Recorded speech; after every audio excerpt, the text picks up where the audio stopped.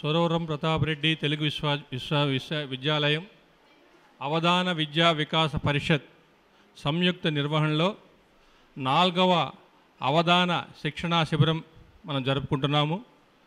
ఈరోజు తృతీయ దినం. ఈ దినం మనము ప్రముఖంగా మన గురించి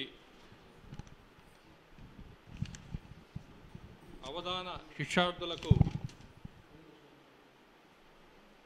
భాషా వ్యాకరణ విషయం మీద మనకి విషయం తెలియజేయడానికి కోసంగా భద్రాచలం వాస్తవ్యులు నల్లాన్ చక్రవర్తి గారు మన కోసం ఇక్కడ విచ్చేసి ఉన్నారు. వారు గురుకుల విద్యాలయ సంస్థల్లో అధ్యాపకులుగాను ఆచార్యులుగాను పనిచేసినారు. వారిని మన యొక్క కరతలాల ధ్వనుల చేత సాదరంగా వేదికపైకి ఆహ్వానిస్తున్నాం.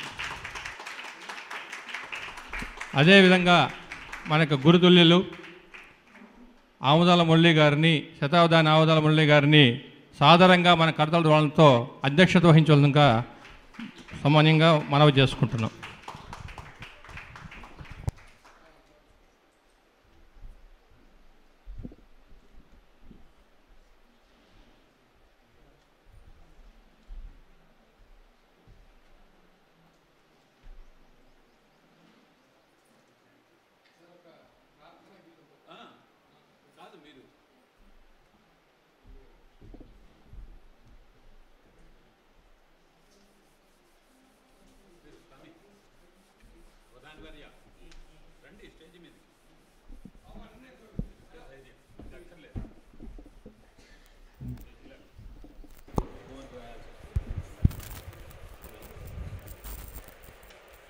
वंदे जननी भारत धरणी विनमित शिरसा मनसा वचसा पमग मम गरि गगरि रे सा सरि गम पमग मम गरि गगरि रे सा निद नि स गरि मग पम गरि सा निद नि स गरि मग पम गरि सा वंदे जननी भारत धरणी विनमित शिरसा मनसा वचसा वंदे जननी भारत धरणी विनमित शिरसा मनसा वचसा चलित शरीरं भरधारिणि कलित काश्मीर तिलक शोभिनी चलित शरीरं भरधारिणि कलित काश्मीर तिलक शोभिनी ज्ञानदायिनी सत्स्वरूपिणी ज्ञानदायिनी सत्स्वरूपिणी प्रणुत मधुर गीतामृत वर्षिणी प्रणुत मधुर गीतामृत वर्षिणी वंदे जननी भारत धरणी विनमित शिरसा मनसा वचसा विनमित शिरसा मनसा वचसा. धन्यवाद.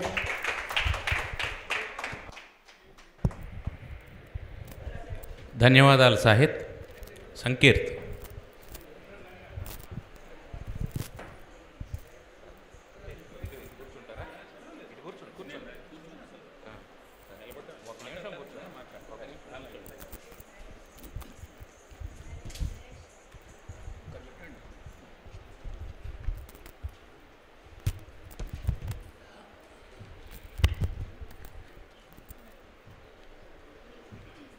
సభకు నమస్కారం.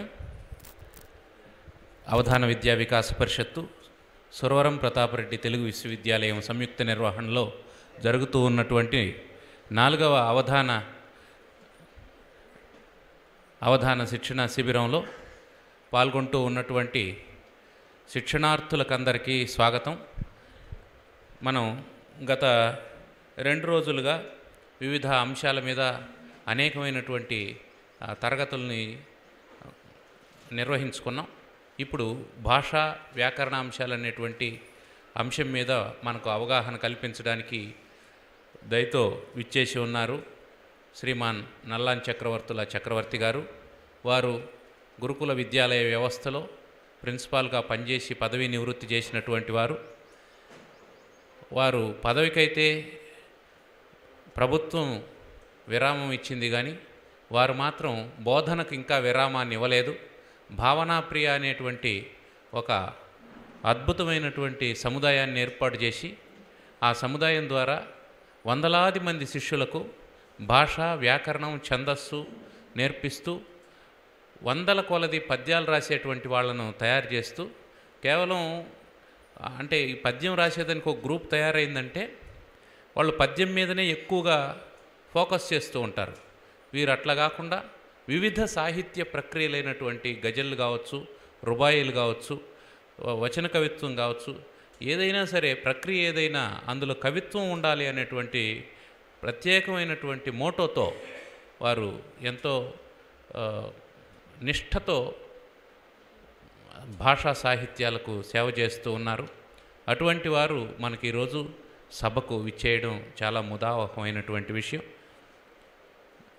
వారు మనకు భాషా సాహిత్య వ్యాకరణాంశాల మీద అనేకమైనటువంటి అంశాల్లో అవగాహన కల్పిస్తారు. వారి తరగతిని వినడం మనం అందరం అదృష్టంగా భావిస్తున్నాం. వారికి స్వాగతం తెలియజేసుకుంటూ, సార్ దయచేసి మీరు ప్రారంభం చేయాల్సిందిగా కోరుతున్నాం.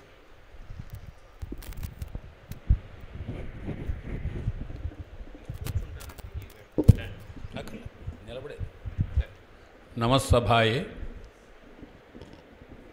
వేదికపై వేంచేస్తున్నటువంటి శతవధాన విద్వన్మరాళ మగ ఆత్మీయులు శ్రీమాన్ ఆముదాల మురళి గారు, వీరు నాకు చాలా అపచారం చేశారు, అపకారం కూడా చేశారు. ఆ అపచారం ఏమిటో అపకారం ఏమిటో తర్వాత చెప్తా. ఇక్కడ ఇంత దీక్ష దక్షతలతోటి ఈ కార్యక్రమాన్ని, కార్యశాలని నిర్వహిస్తున్నటువంటి ఆచార్యులైనటువంటి మరుమాముల దత్తాత్రేయ శర్మ గారు, మా ఆచార్యులు గారు, అవధాన వరేణ్యులైనటువంటి వ్యాకరణ పండితులు, కోవిదులు అయినటువంటి మా చిట్టితోటి విజయ్ కుమార్ గారు, చక్కగా అవధానాల్లో రాణిస్తూ మేమున్నాం అవధాన విద్యకి ఫ్యూచర్లో అని, అది మనకే కాకుండా భాషామ తల్లికి, అవధాన సరస్వతికి ఒక హామీ ఇచ్చి ముందుకు నడుస్తున్నటువంటి మా భరత్ శర్మ, సాహిత్, ఉమామహేశం, వీళ్ళందరికీ మీకు మంగళాశాసనాలు కానీ ముందు చెప్పిన వాళ్ళందరికీ నమస్కారాలు తెలియజేసుకుంటూ అక్కడ కట్ చేయాలి, లేకపోతే ఇబ్బంది అవుతుంది. ఇప్పుడే రాణిస్తున్నాడు మా రామకృష్ణ. నిన్నే అవధానం బాగా కుదిరింది గురువుగారు అని చెప్పాడు రామకృష్ణ. చాలా సంతోషం. అవధాన విద్యా వికాస పరిషత్ చేసేటువంటి సేవ ఎంత చెప్పినా తక్కువే. దీన్ని నిలబడదామని ఎందుకు వారికి అంత కోరిక కలిగిందో, దానికి అన్నీ కలిసి వస్తున్నాయో, ప్రతి ఏడు ఒక 20 మంది వచ్చి నేర్చుకుంటున్నారో, అందులో ఇద్దరో ముగ్గురో ఏదో కొంతమంది తయారవుతారు. అన్నిటికీ తయారవ్వలేం కదా. ఒక ఇద్దరో ముగ్గురో తయారవుతూ ఉండడం చాలా చెప్పుకోదగినటువంటి విశేషం. అటువంటి సంకల్పం కలిగి పట్టుదలతో అందరినీ సమన్వయం చేసుకుంటూ, అందరినీ కూర్చుకుంటూ ఇలా నడుపుతున్నటువంటి మరొకసారి అవధాన విద్యా వికాస పరిషత్ నిర్వాహకులందరికీ కూడా పునః అభినందనలు అందజేస్తూ, తిండి పెట్టాలి, వసతి చూడాలి, ఇదిగో ఆముదాల మురళి గారు లాంటి వారిని పట్టుకురావాలి, శిక్షణ ఇప్పించాలి. ఇది శ్రమతో కూడినది, మానసిక శ్రమతో కూడినది. సరే, పాకెట్ కూడా ఉంటుంది ఎట్లాగూ. పాకెట్ ఎవరైనా భరించినా మానసికమైనటువంటి ఒక 2 నెలల ముందర నుంచి ప్రారంభించాలి. చాలా సంతోషం.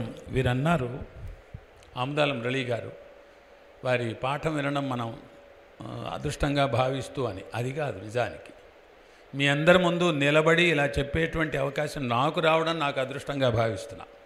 ఎందుకంటే చెప్పేవాడు ఎప్పుడు చెప్తూనే ఉంటాడు, కానీ వినేవాళ్ళు ఉండడం చాలా అదృష్టం. అందులో మా కవి సమ్మేళనాల్లో చూస్తూ ఉంటాం, శతాధిక కవి సమ్మేళనాలు జరుగుతూ ఉంటాయి. ఆ 100వ వాడు చదివేసరికి వాడొక్కడే ఉంటాడు, వాడితో పాటు ఆ మైకు పట్టాలు తీసేవాడు వాళ్ళిద్దరే ఉంటారు 100వ వాడికి.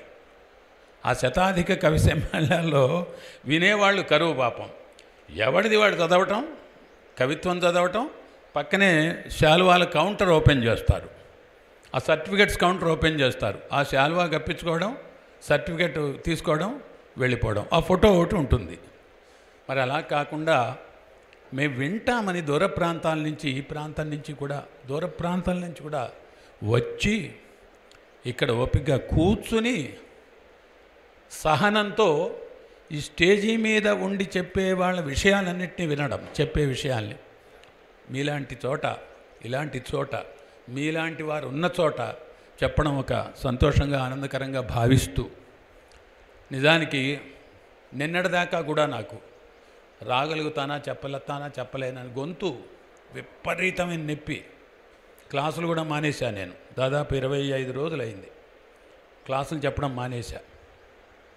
నిన్నంతా చాలా బాగుంది. బహుశా అవధాన విద్యా వికాస పరిషత్తు ప్రభావము అనుకున్నా. రాత్రి నుంచి మళ్ళీ మొదలైంది, ఎందుకో తెలియదు. కానీ ఇందాక రామకృష్ణతో అన్నా, అక్కర్లేదులే అక్కడికి వెళ్ళేసరికి నడుస్తుంది బండి అన్న. అలాగే నాకు ఇప్పటికీ బాగానే ఉంది గొంతు. అది ఆ సరస్వతి ఒక ఏదో ఇవాటికి కరుణించింది అని అనుకుంటూ మీకు కొన్ని విషయాలు చెప్పాలి. ఈగ ఇల్లు అలుక్కుంటూ ఏదో పేరు మర్చిపోయిందో ఏదో విన్నాం కథ పూర్వం. మన వ్యాకరణం కూడా అట్లాంటిదే. వ్యాకరణం ఎంత నేర్చుకున్నా ఏమైనా కానీ ఎక్కడ మొదలు పెట్టాలి, ఎలా చెప్పాలనేది ఎప్పుడూ ఓ సమస్యే. అందులో ఈ భరత్ శర్మ మొదలైనటువంటి వాళ్ళు ఆల్రెడీ విని నేర్చుకుని ఉన్నారు. మా సాహిత్యం అందుకని వాళ్ళని మేము మర్చిపోయి కాసేపు వాళ్ళు లేరనుకుని మిమ్మల్ని చెవుల్లో దూదులు పెట్టుకోమని చెప్తూ, ఎందుకంటే కొత్త వాళ్ళకి కొత్తగా ఉంటుంది కానీ వినేవాళ్ళకి స్టీరియోటిక్గా ఉంటుంది. ఏదో ఒకటి మొదలుపెట్టి ఏదో ఒకటి చెప్పడం తప్పనిసరి. కాబట్టి కేవలం వ్యాకరణం అనేది ఒక 2 రోజుల్లో కాదు, కాబట్టి అది అనంతంగా సాగేది, కాబట్టి ఒక 1 రోజుల్లో కూడా కాదు. కాబట్టి ఏదో ఒక 2 రోజులు మీకు పరిచయం చేయడం వరకే. ఆ తర్వాత ఆసక్తి ఉన్నటువంటి వాళ్ళు చదువుకుంటారు, నేర్చుకుంటారు. ప్రయోగ శరణం వ్యాకరణం అని ఒక ఇది ఉంది. బహుశా కవిత్వం రాసే వాళ్ళందరికీ కూడా ఇది తెలిసి ఉంటుంది, ముఖ్యంగా పద్య కవులకు. వ్యాకరణం అనేది లోక వ్యవహారంలో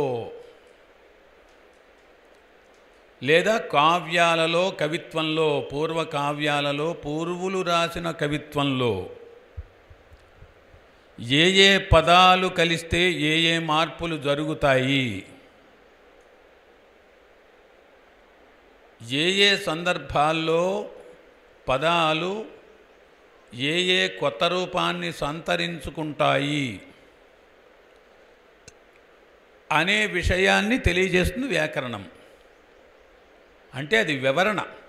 ఇది ఇట్లా జరిగినప్పుడు, ఇట్లా వచ్చినప్పుడు ఇట్లా ఉంటుంది అని వివరిస్తుంది. ఆ వివరణనే మనం సూత్రాలు అంటాం. వ్యాకర్త తన ముందుండేటువంటి రచనలను కూలంకషంగా పరిశీలించి పరిశోధించి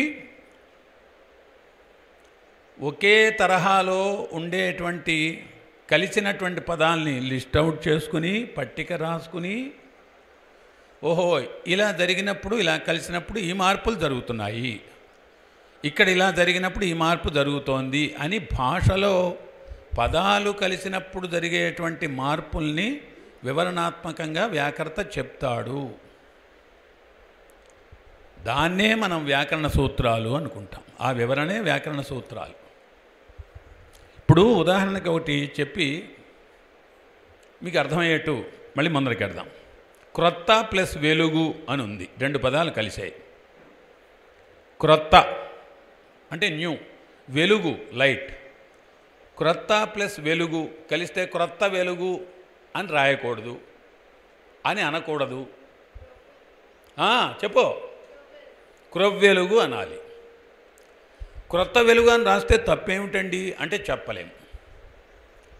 పూర్వులంతా కూడా, ప్రమాణ కవులంతా కూడా, ప్రమాణంగా రాసేవాళ్ళంతా కూడా క్రొత్త ప్లస్ వెలుగు అనేటువంటి పదాలు కలిసినప్పుడు అది క్రొవ్వెలుగు అవుతుంది అని చెప్పి రాశారు ప్రయోగాల్లో. ఆ ప్రయోగాలను చూసి వ్యాకర్త ఇలా జరిగినప్పుడు ఇదిగో తా లోపిస్తుంది, వే కింద వావత్తు వస్తుంది అని చెప్పి సూత్రం చేస్తాడు. ప్రాతాదుల తొలియత్సు వర్ణంబుల మీది వర్ణంబులకెల్ల లోపంబు బహుళంబుగానగు.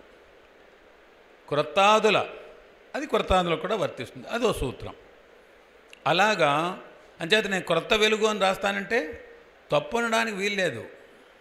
ఎందుకని? ఆధునికమైనటువంటి శాస్త్రం కానీ ఏం చెప్తుందంటే నిరంకుశ కవయ అని పెట్టారు. కవులు నిరంకుశులు, వాళ్ళని శాసించే అధికారం నీకు లేదు.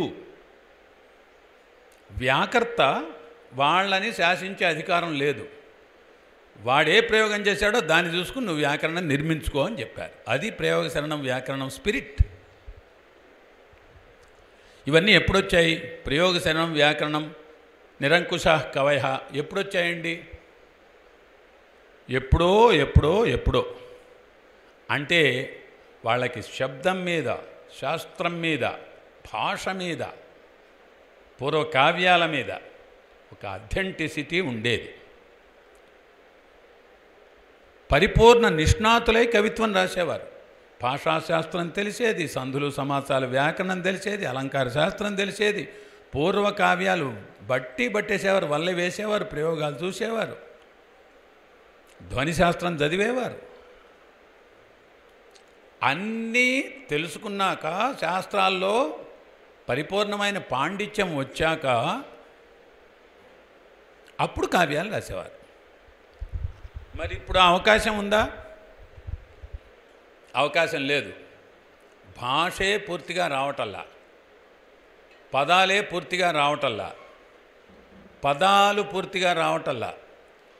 ఏ భావానికి ఏ పదాన్ని అక్కడ పెట్టాలి, ఏ పదాన్ని కూర్చాలి, ఏ భావానికి ఏ రకమైనటువంటి రసమో, అలంకారమో,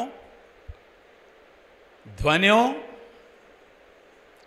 వస్తు వ్యక్తీకరణో, భావ వ్యక్తీకరణో మొదలైనటువంటివేమీ దాదాపుగా, అందరం అనగానే దాదాపుగా తెలుసుకోకుండా తెలియకుండా రాస్తున్నారు. పూర్వకాలం నాటి శుశ్రూష, శ్రమ, పాండిత్యం, అధ్యయనం, పరిశీలన, సద్గురువు దగ్గర నేర్చుకోవడం అనేటువంటిది లేకుండా ఈనాడు వాట్సాప్ ఆన్ చేయగానే పుంఖానుపుంఖాలుగా బృందాలు, పుంఖానుపుంఖాలుగా రాయడాలు. తప్పు కాదు. ఎవరికైనా రాసే స్వేచ్ఛ ఉంది. ఎవరికైనా తమ భాషలో తమ భావాన్ని వ్యక్తీకరించేటువంటి అధికారం ఉంది. దాన్ని మనం కాదనడానికి లేదు. నువ్వు కవి కాదు అనడానికి వీల్లేదు. నాకు ఇదే కవిత్వం అనిపించింది అంటాడు మనం ఏదైనా చెప్పబోతే. కాబట్టి కాదనడానికి వీల్లేదు. కాకపోతే మరి వీళ్ళందరికీ కూడా నిరంకుశ కవయ, ప్రయోగ శరణం వ్యాకరణం అనుకుంటూ పోతే ప్రతివాడు ఒక భాషా శాస్త్రవేత్త అయి డిక్షనరీసు వేల కొద్దీ రాయాల్సి ఉంటుంది. ఇప్పుడేదో మనం 4-5 డిక్షనరీస్తో సర్దుకుపోతున్నాం. తెలియని వాళ్ళందరూ, తెలియని అనేది అండర్లైన్, అంటే ఈ భాష, శాస్త్రము, ప్రయోగము, వ్యాకరణము మొదలైనటువంటివి తెలియకుండా ఫ్యాన్ ఇబ్బందా? తెలియకుండా ప్రతి వాళ్ళు నేను ఒక ప్రయోగశీలిని, నేను ఒక కవిని అనుకుంటూ రాస్తే గనక భాష చచ్చిపోతుంది. అందుచేత ఈ కాలంలో నిరంకుశ కవయ, ప్రయోగ శరణం వ్యాకరణం అనేది అందరి విషయంలో అనువర్తించడానికి వీల్లేదు, ఆమోదించడానికి వీల్లేదు. శాస్త్ర పాండిత్యం కలిగిన గొప్ప కవుల విషయంలో ఒక స్వేచ్ఛని మనం ఆమోదించవచ్చు. అంతే తప్ప అందరికీ ఇది ఆమోదించడానికి అవకాశం లేనటువంటి విషయం. ముఖ్యంగా ఏమిటంటే ఇప్పుడు మనకి ఫాస్ట్ ఫుడ్ సెంటర్స్ వచ్చాక కవిత్వం కూడా ఫాస్ట్ ఫుడ్ సెంటరే. నిలబడాలి. ఇప్పుడు నాకు అక్కడ పెట్టారు టిఫిన్, నిలబడే తింటుంటే ఇది వీళ్ళందరూ తీసుకొచ్చి కూర్చోబెట్టారు, ఆయన కుర్చీ వేసి కూర్చోబెట్టారు మా మరుమాములు వారు. ఫాస్ట్ ఫుడ్ సెంటర్ నిలబడాలి, తొందరగా తినేసేయాలి, వెళ్ళిపోవాలి, అంతే ఇప్పుడు కాలం. ఈ ఫాస్ట్ ఫుడ్ సెంటర్ కాలంలో కవిత్వం కూడా ఫాస్ట్ ఫుడ్ లాంటిదే.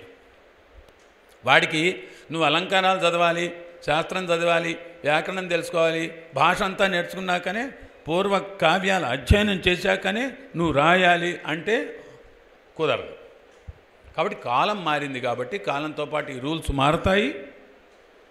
అలాగే వ్యాకరణం అనేది ఒకటి లేకపోతే, పూర్వులు రచించినటువంటి ఒక మార్గదర్శకమైనటువంటి బాట ఒకటి లేకపోతే అందరూ కూడా యథేచ్ఛగా ఇష్టం వచ్చినట్టు ప్రయోగాలు చేసే అవకాశం ఉంది. కాబట్టి తద్వారా భాషకు ముప్పు వచ్చే అవకాశం ఉంది. కాబట్టి మనం ఇప్పుడు వ్యాకరణం బద్ధమైనది మాత్రమే రాయాలి. దానికి రివర్స్ అయిందనమాట. ప్రయోగశరణం వ్యాకరణం నుంచి కొంచెం మార్చుకుని ఇప్పుడు అది యాక్సెప్ట్ చేయడానికి విస్తృతంగా వీల్లేదు. కాబట్టి కేవలం కొంతమంది మహాకవులు, విశిష్టమైన కవుల విషయంలో కొంత ఆమోదించినా అందరి విషయంలో ఆమోదించడానికి వీల్లేదు. కనుక భాషకి ముప్పు రాకుండా, కవిత్వం అందం చెడకుండా, భాషా ప్రయోగానికి వ్యవహారానికి కవిత్వంలో ముప్పు రాకుండా కాపాడుకోవడం కోసం వ్యాకరణం అనేది ఒక మార్గదర్శనంలాగా మనం తీసుకుని ఒక చేతి బ్యాటరీ లైట్, చేతిలో ఉండేటువంటి ఒక లైట్ లాగా మనం పెట్టుకుని ఆ వ్యాకరణం చూపించేటువంటి వెలుగులో మనం వెళ్ళాల్సిందే. లేనట్టయితే మా చిట్టితోటి వారి దగ్గరికి వెళ్ళగానే అంటారు, ఇదేమిటి ఇలా రాసావు, నీకు ఎవరు చెప్పారు ఇది అంటారు. అంటే వెంటనే చిట్టితోటి వారు ఒప్పుకోరు దాన్ని. ఇలా నాకు చక్రవర్తి సార్ చెప్పారండి ఎట్లా అంటే, అట్లా రాయకూడదు కదా, మంచిది కాదు కదా అంటారు. అంతకంటే ఏమన్నారు అంటే అప్రమాణం అయిపోతుంది కవిత్వం. కాబట్టి ప్రమాణ కవిత్వం రాయదలిచినటువంటి వారు, ప్రమాణ కవిత్వం రాయదలిచిన వారు తప్పనిసరిగా అన్ని విషయాల్లోనూ ప్రాథమిక అవగాహన కలిగి ఉండడం అవసరము. కనీసం ప్రాథమిక అంటే మీరు మళ్ళీ రివర్స్గా అర్థం చేసుకుని ప్రాథమికే నేర్చుకోమన్నారండి, అనంతరం వద్దన్నారండి అని రివర్స్ తీసుకోకండి. కనీసం ప్రాథమికమైనటువంటి అవగాహన సంధి విషయంలో, వ్యాకరణం విషయంలో కలిగి ఉండాలి. పద ప్రయోగాల విషయంలో తెలిసి ఉండాలి. ఎక్కడ ఏది అనౌచిత్యము, ఏది రసభంగం అవుతుంది, ఏది ఎట్లా రాయకూడదు అనేటువంటి విషయాలు ప్రాథమికంగా తెలిసి ఉండాలి. ఆ కోణంలో చూసినప్పుడు వ్యాకరణము ముఖ్యంగా శిష్ట కవిత్వానికి ప్రధానంగా చాలా అవసరం. ఈ కోణంలోంచి ఆలోచించినప్పుడు మిత్రులారా, ఇక్కడ కొంతమంది కొత్త వాళ్ళు ఉన్నారు కాబట్టి చెప్తున్నా. పద్య కవిత్వంలో భాషకి రాజీ పడడానికి వీల్లేదు, సంధులకు రాజీ పడడానికి వీల్లేదు, గ్రామ్యాలు వాడడానికి వీల్లేదు. కొన్ని వ్యవహార పదాలు అటు ఇటు వాడచ్చు కాబట్టి వాడచ్చు, కానీ కొన్ని వ్యవహార పదాలు వాడడానికి వీల్లేదు. పద్యం ఒప్పుకోదు. మన తెలుగు భాషకు వచ్చేసరికి ఒక సమస్య ఉంది. వీళ్ళు అన్ని చోట్ల చూసి వచన కవితలు చూసి గ్రామ్య కవిత్వం చూసి జానపద సాహిత్యం చూసి పద్యాల్లో కూడా ఆ గ్రామ్యాలు మొదలైనటువంటివి వేసేస్తున్నారు యథేచ్ఛగా. మనం ఎవరేమైనా ఏదైనా చెప్పబోతే అక్కడ ఉంది కదండి, అక్కడ ఆమోదించారని అంటారు. అక్కడ ఆమోదం అంటే దానికి అసలు ప్రమాణం ఏమిటి? అక్కడ ఆమోదించిన వాళ్ళకి ప్రమాదం ఏమిటి? ప్రమాణం ఏమిటి? అది ప్రమాదం అయినటువంటి ప్రయోగం, ప్రమోదం కానిది. అందుచేత కొంచెం ఇది నేను మా వాళ్ళకి తరచూ చెప్పేది, పద్య భాష వరకు కొంచెం కాపాడుకోండి. వచన కవిత్వంలో వెసులుబాటు కొంత తీసుకో, జానపద కవిత్వంలో మరింత వెసులుబాటు తీసుకో, పర్వాలేదు. కానీ జానపద గ్రామ్య ప్రయోగాలు వ్యవహార ప్రయోగాలు అన్నిటికీ అన్నీ కొన్ని చేయొచ్చండి. వ్యవహార ప్రయోగాలు అన్నిటికీ అన్నీ కూడా మనం తీసుకొచ్చి ఎత్తి దాన్ని పద్య భాషలో వాడడానికి వీల్లేదు. ఇక్కడ మీరు ప్రధానంగా అవధానం అనేసరికి పద్యమే కాబట్టి ఒక ప్రామాణికమైనటువంటి వ్యాకరణ విశేషాలని ప్రాథమికంగా మనం తెలుసుకుందాం. ఫ్యూచర్లో మార్పు వస్తుందేమో తెలియదు, ఇది ఆశిస్తున్నా నేను. వచన కవిత అవధాన ప్రక్రియ కూడా వస్తుందేమో తెలియదు. వాడు 8 అంశాలు పెట్టుకుంటే ఏదో నియమాలు మార్చుకుంటారు. వచన కవితలో కూడా అవధానం వస్తుంది. గేయధార తిరుపతిలో చేశారు. ఇప్పుడు కాదు, 30 ఏళ్ల క్రితం, 35 ఏళ్ల క్రితం యాచేంద్ర గారు గేయధారలో అవధానం చేసేవారు. అందులో నాన్నగారు బాగా పాల్గొనేవారు, వచ్చేవారు బాగా తిరుపతి. అందుకే వారికి గురి గౌరవం బాగా నాన్నగారంటే. సంగీత గేయధారం చేసేవారు. 8 అంశాలు పెట్టుకునేవారు. అలాగా నేను వస్తున్నప్పుడు ఆలోచన వచ్చింది, జానపద కవిత అష్టావధానం. అన్నీ జానపద రీతుల్లోనే జరుగుతాయి. అది వచన కవిత అవనండి, పాట అవనండి, ఇంకోటి అవనండి. ప్రపంచ పదుల్లో అష్టావధానం ఏమో భరత్లాని శర్మ లాంటి వాడు చేయొచ్చు, అద్భుతంగా ఉంటుంది. ఇప్పుడు చెప్తున్నా చూడండి. మరి మీరు ఇప్పుడు యాడ్ చేశారుగా సమాచారం యాడ్ చేశారు. ప్రపంచపది నీకెందుకు చెప్పాను నేను తర్వాత చెప్తా. ప్రపంచపది పద్యం కంటే క్లిష్టమైనది. నువ్వు తెలుసుందేమో తెలియదు నాకు, కానీ నీకు తెలుసో తెలియదో తెలియదు. బట్ ప్రపంచపది లయాత్మకంగా ఉండే ఎతులు ప్రాసలతో ఉండేటువంటి ఒక అద్భుతమైన కవిత. ఎప్పుడైనా మీకు చెప్తా.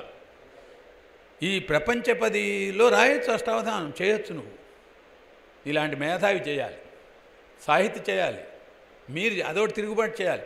పద్యం రాయండి, పద్యంతో అవధానం చేయాల్సిందే. ఇది మన తెలుగు హక్కు, తెలుగు ఆస్తి కాబట్టి దీన్ని కూడా విస్తరించుకుంటే ఎట్లా ఉంటుంది మీరు ఆలోచించాలి. ఇది కుదరదండి అన్నా అనుకోండి, ఓకే, ఆ ఎక్స్పెరిమెంట్ని ఆపేసేయచ్చు, ప్రమాదం ఏం లేదు. మిత్రులారా, అందుకని ఒక ప్రామాణ్యం సాధించడానికి ఈ వ్యాకరణము ఒకే రూపాన్ని తీసుకురావడం కోసం చేసేటువంటి ఒక కృషి. అంటే ఇప్పుడు మనమే తీసుకుంటే శ్రీకాకుళం, విశాఖపట్నాల్లో ఉండేటువంటి యాస వేరు, కృష్ణా జిల్లా, గుంటూరు జిల్లాలో వేరు, తెలంగాణలో 2 జిల్లాలకు ఒకటి వేరు. ప్రతి 2 జిల్లాలకి ఇప్పుడు భాష మారిపోతుంది. తెలంగాణ కానీ ఆంధ్ర కానీ. తెలుగు బతికున్నది ఇక్కడే కదా. మన తల్లి తెలంగాణ, మన తల్లి తెలుగు. తెలంగాణ అయినా ఆంధ్రప్రదేశ్ అయినా తెలుగే కదా తల్లి, తెలంగాణకైనా ఆంధ్రాకైనా. అట్లాగే 2 జిల్లాలకి మారిపోతున్న దాంట్లో మరి కవిత్వం రాస్తున్నప్పుడు ఒక ప్రమాణమైనటువంటి ఇది ఉండాలి, ఒక నిర్దిష్టమైనటువంటి రూపాలు ఉండాలి. కాబట్టి ఈ వ్యాకరణము చాలా వరకు తెలుగు భాషలో ఇప్పుడు ఎవరు ఒప్పుకున్నా ఒప్పుకోపోయినా ఆధునిక దృష్టి చూడొద్దని ముందరే ఇంట్రడక్షన్లో చెప్పి ఆధునిక దృష్టి పక్కన పెట్టేస్తే ఒక ప్రమాణమైనటువంటి రూపాన్ని సంతరించుకోవడానికి ఈ వ్యాకరణము కృషి చేస్తుంది, ప్రయత్నం చేస్తుంది, మనకు ఊతం ఇస్తుంది. అంటే మన పద్యాన్ని, మన కవిత్వాన్ని ఒక ప్రమాణంలో నిలబెట్టడానికి ప్రయత్నం చేస్తుంది వ్యాకరణం. వ్యాకరణాన్ని వదిలేశావు, బట్టలు వదిలేసి ఎట్లా ఉంటామో వ్యాకరణం లేని పద్యం అట్లాంటిది. ఉంటానండి అంటే అది మీ ఇష్టం, ఇతర దేశాల్లో ఉంది, మనకు కుదరదు కదా అది. కాబట్టి మనం భాషకి ఆచ్ఛాదనలు, వస్త్రాలు కట్టాల్సిందే. అది వ్యాకరణం పర్పస్. మిత్రులారా, తెలుగులో వ్యాకరణ దీపం చిన్నది అని ఒకటి ఉంది. అది సంస్కృతంలో చాలా విస్తృతంగా ఉంటుంది. ధాతువు మీద ఆధారపడి ప్రత్యయాలు ఏవో చాలా ఉన్నాయి దాంట్లో, అది చిటితోటి వారు చెప్పాలి. కానీ తెలుగులో ప్రధానంగా సంస్కృతాన్ని మూలంగా చేసుకుంటూనే ఎంత రాసినా, ఇప్పటిదాకా రాసిన వాళ్ళందరిది కలిపినా కానీ ఇంకా తెలుగు భాషలో ప్రయోగాలు పుడుతూనే ఉన్నాయి. వ్యాకరణ దీపం చిన్నది అని పెద్దలే అనుకునే స్థితిలో ఉంది తెలుగు వ్యాకరణం. కానీ మనకి ఈ రాసిన వాళ్ళందరిలో కూడా తన జీవితాన్ని అంకితం చేసి ఒక ప్రమాణ, దాంట్లో మళ్ళీ సవరణలు, వివరణలు, పూరణలు అన్నీ ఉన్నాయి తర్వాత, కానీ ఒక ప్రమాణక వ్యాకరణం రాసినటువంటి మహనీయుడు ఎవరంటే చిన్నయ సూరి గారు. చిన్నయసూరి బాల వ్యాకరణం ఒక ప్రాథమికమైనటువంటి ఒక ప్రమాణం. మళ్ళీ మీరు జాగ్రత్తగా ఇక్కడ గుర్తుపెట్టుకోవాల్సమా, ఇదే మీరు ప్రమాణం అన్నారు అనడానికి వీల్లే. ప్రమాణం అంటూ ఏదీ లేదు, మారుతూనే ఉంటుంది. ఆయన శిష్యుడే సీతారామాచార్యులు గారు ఇంకోటి రాశారు, ప్రౌఢ వ్యాకరణం అని. అదేమిటి, బాల వ్యాకరణానికి సవరణ పూరణ వివరణ అన్నాడు ఆయన. అంచేత ఇది ఆగదు. కానీ మనకి 50 ఏళ్లకోసారి వ్యాకరణాన్ని మళ్ళీ రాసుకునేటువంటి అవకాశం ఒకటి కలగట్ల. ఎందుకంటే ఆ మహనీయుల్లాగా కేవలం వ్యాకరణం మీద జీవితాన్ని ఖర్చు పెట్టేవాళ్ళు ఎవరు లేరు. ఇది ముఖ్యం. 50 ఏళ్లకోసారి రాసుకోవచ్చు ఆధునిక వ్యాకరణం. ఆ 50 ఏళ్లలో వచ్చేటువంటి కవిత్వాన్ని తీసుకుని ప్రయోగాలన్నీ మార్చుకుంటూ పూర్వం దానికి ఎక్కడైనా మార్చుకోవాలో చూసుకుని చెయ్యొచ్చు. కానీ ఆ వ్యవస్థ మనకి లేదు. ఎందుకంటే వాళ్ళు చదువుకుని, శాస్త్రాలు చదువుకుని, జీవితాన్ని వెచ్చించి రాసినట్టుగా అంతగా వ్యాకరణం చేసి అంత రాసేటువంటి వాళ్ళు ఎవరు కూడా ఇప్పుడు ఇక్కడ ఉండేటువంటి అవకాశం లేదు. మిత్రులారా, చిన్నయసూరి బాల వ్యాకరణంలో మనకి అత్సంధులు, హల్సంధులు అని 2 రకాలు ఉంటాయి ప్రధానంగా. నేను ఇందాకనే విన్నవించినట్టుగా 2 రోజుల్లో మీకు కేవలం పరిచయం మాత్రమే చెప్తా. అచ్ సంధులు, హల్ సంధులు ఉంటాయి. సంధి అంటే ఏమిటి అనేదానికి చెప్పుకునే ముందు తెలుగులో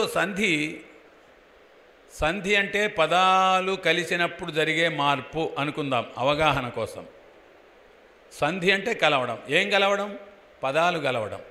పదాలు కలిసినప్పుడు తెలుగులో ఏ మార్పులు జరుగుతాయి అని తెలియజేసే శాస్త్రమే వ్యాకరణం అనుకుందాం స్థూలంగా. అచ్చుకు అచ్చు పరమవుతుంది.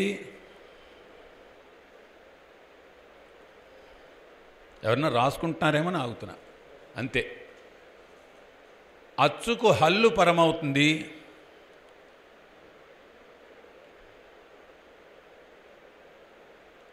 హల్లుకు అచ్చు పరమవుతుంది.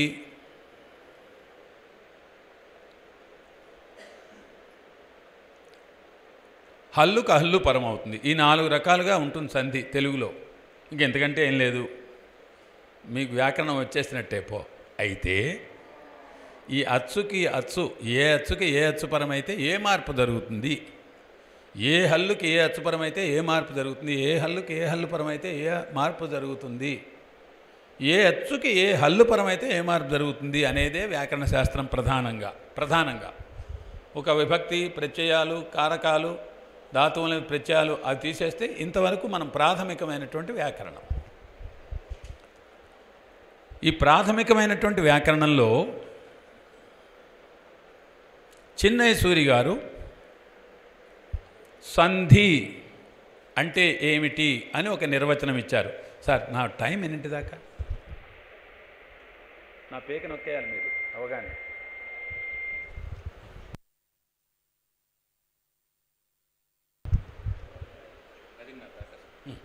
కొంచెం లేట్గా స్టార్ట్ చేసాము.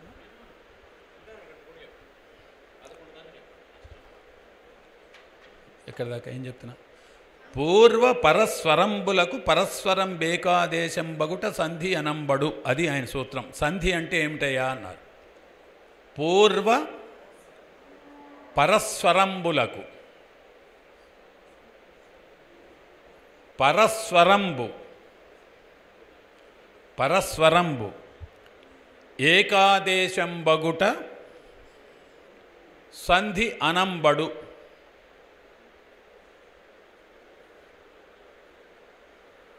ఏమిటి ఆయన చెప్పింది? 2 అచ్చులు కలుస్తూ ఉంటాయి. 2 అచ్చులు కలుస్తాయి. ఓ పదం చివర ఒక అచ్చు, రెండో పదం మొదట్లో ఒక అచ్చు ఉంటుంది. బోర్డు వాడకూడదు అనుకున్నా కానీ కొద్దిగా వాడతా.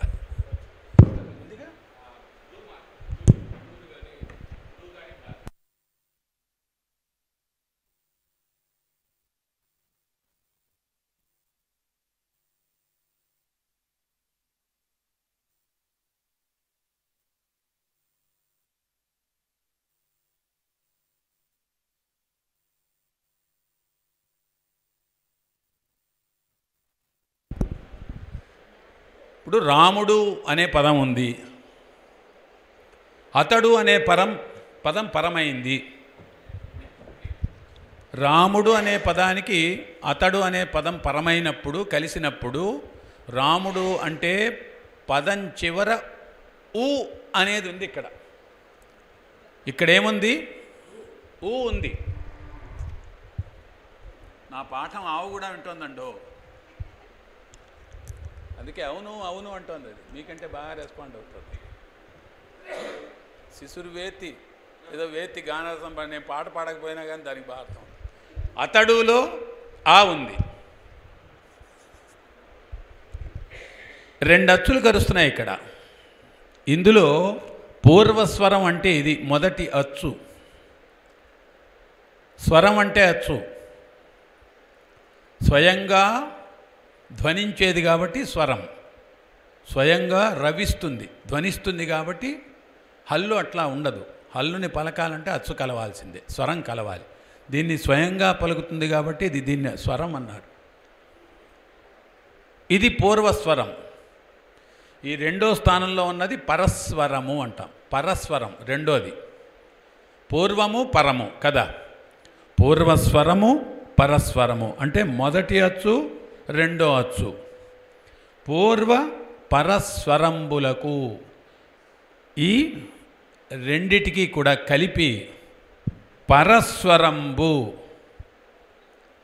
పరస్వరంబు అంటే రెండో అచ్చు ఆదేశంబగుట సంధి. ఈ రెండిటి స్థానంలో ఇదొక్కటే రావడం సంధి అన్నాడు చిన్నైసూరి సూత్రం. పూర్వ పరస్వరంబులకు పరస్వరంబు ఏకాదేశంబగుట సంధి అనంబడు. ఆదేశంగా వస్తుంది ఇది. ఆదేశం అంటే వీటిని తొలగించి దీని స్థానంలో ఇది వస్తుంది మళ్ళీ. ఆదేశం అంటే రెండింటిని తొలగించి పరస్వరం ఆదేశంగా వస్తుంది. ఈ రెండో చేదుందో అది వాటి స్థానంలో వస్తుంది అని చెప్పడం ఆదేశం అంటే. అంటే ఇక్కడ రాముడులో ఊ పోయింది, ఇక్కడ ఆలో ఆ పోయి ఆ మళ్ళీ వచ్చింది. కలిపితే ఏమవుతుంది మీ అందరికీ తెలుసు. ఏమవుతుంది కదా. ఇది ఆయన చెప్పినటువంటి నిర్వచనం. రాముడు అతడు సింపుల్గా చెప్పుకుంటే. ఇక్కడ మీరు గుర్తుపెట్టుకోవాల్సింది ఏమిటంటే తెలుగులో ఎడాగమం అని ఒకటి ఉంది. 2 అచ్చుల మధ్య సంధి రాకపోతే ఎడాగమం వస్తుంది. ఇది ప్రాథమిక సూత్రం. ఎప్పుడైనా సరే తెలుగులో 2 అచ్చులు కలిసినప్పుడు సంధి రాకపోతే ఈ మధ్యలో య అనేది ఒకటి వచ్చి కూర్చుంటుంది. దాన్ని ఎడాగమం అంటాం మనం. ఉదాహరణ హరి ప్లస్ అతడు. హరి ప్లస్ అతడు అన్నప్పుడు సంధి చేస్తే బాగుండదు కాబట్టి ఇక్కడ మధ్యలో యా తెచ్చుకుంటే హరి అతడు అవుతుంది. హరి అతడు అవుతుంది. అమ్మ ప్లస్ ఇచ్చెను ఉంది. 2 అచ్చులు కలిసాయి. అమ్మ అన్నప్పుడు ఆ, ఇచ్చెను అన్నప్పుడు ఈ కలిసింది. 2 అచ్చులు కలిపేయకూడదు. కలిపేస్తే అమ్మిచ్చెను అని అయ్యి ఒక ఆడ్ రూపం శ్రవణ శుభగంగాని ఒక రూపం వస్తుంది. అది అవాయిడ్ చేయడం కోసం, దాన్ని తప్పించడం కోసం 2 అచ్చుల మధ్య నీకు సంఘర్షణ వస్తే మధ్యలో యా అనేది ఒకటి వచ్చి కూర్చుంటుంది. ఇప్పుడు పాకిస్తాన్ ఇండియా మధ్య అమెరికా నిన్న వచ్చి కూర్చుని చూడండి. అలాగనమాట ఆ ఎడాగమం వచ్చి కూర్చుంది. వస్తే అమ్మ ఇచ్చెను అని ఎడాగమంతో అవుతుంది. అది ఇది స్వరూపం. సరే, ఇప్పుడు మొట్టమొదటి పాయింట్కి వస్తా. పూర్వ పరస్వరంబులకు పరస్వరంబు ఏకాదేశంబొకటి సంధి. 2 అచ్చులు కలిసినప్పుడు ఈ రెండిటి మధ్య రెండిట్లో కూడా రెండో అచ్చు మొదట్లో ఏ అచ్చు ఉందో ఆ ధ్వని వినపడమే సంధి అని చెప్పాడు. బాగుంది. అంటే సంధి జరగాలంటే అక్కడ ఏముండాలండి? 2 అచ్చులు ఉండాలి. ఏవో ఒక 2 అచ్చులు ఉండాలి కదా. ఇక్కడ ఈ నిర్వచనంలో ఒక వివరణ ఇచ్చి ముందుకెడదాం. నేను ఇందాక క్రొత్త ప్లస్ వెలుగు అన్నా. క్రొత్త ప్లస్ వెలుగు అన్నా. ఏమైంది? క్రొవ్వెలుగు. దీన్ని ఏమంటున్నాం మనం? ఏ సంధి అంటున్నాం? అంటున్నామా? చెప్తున్నారా తరగతుల్లో?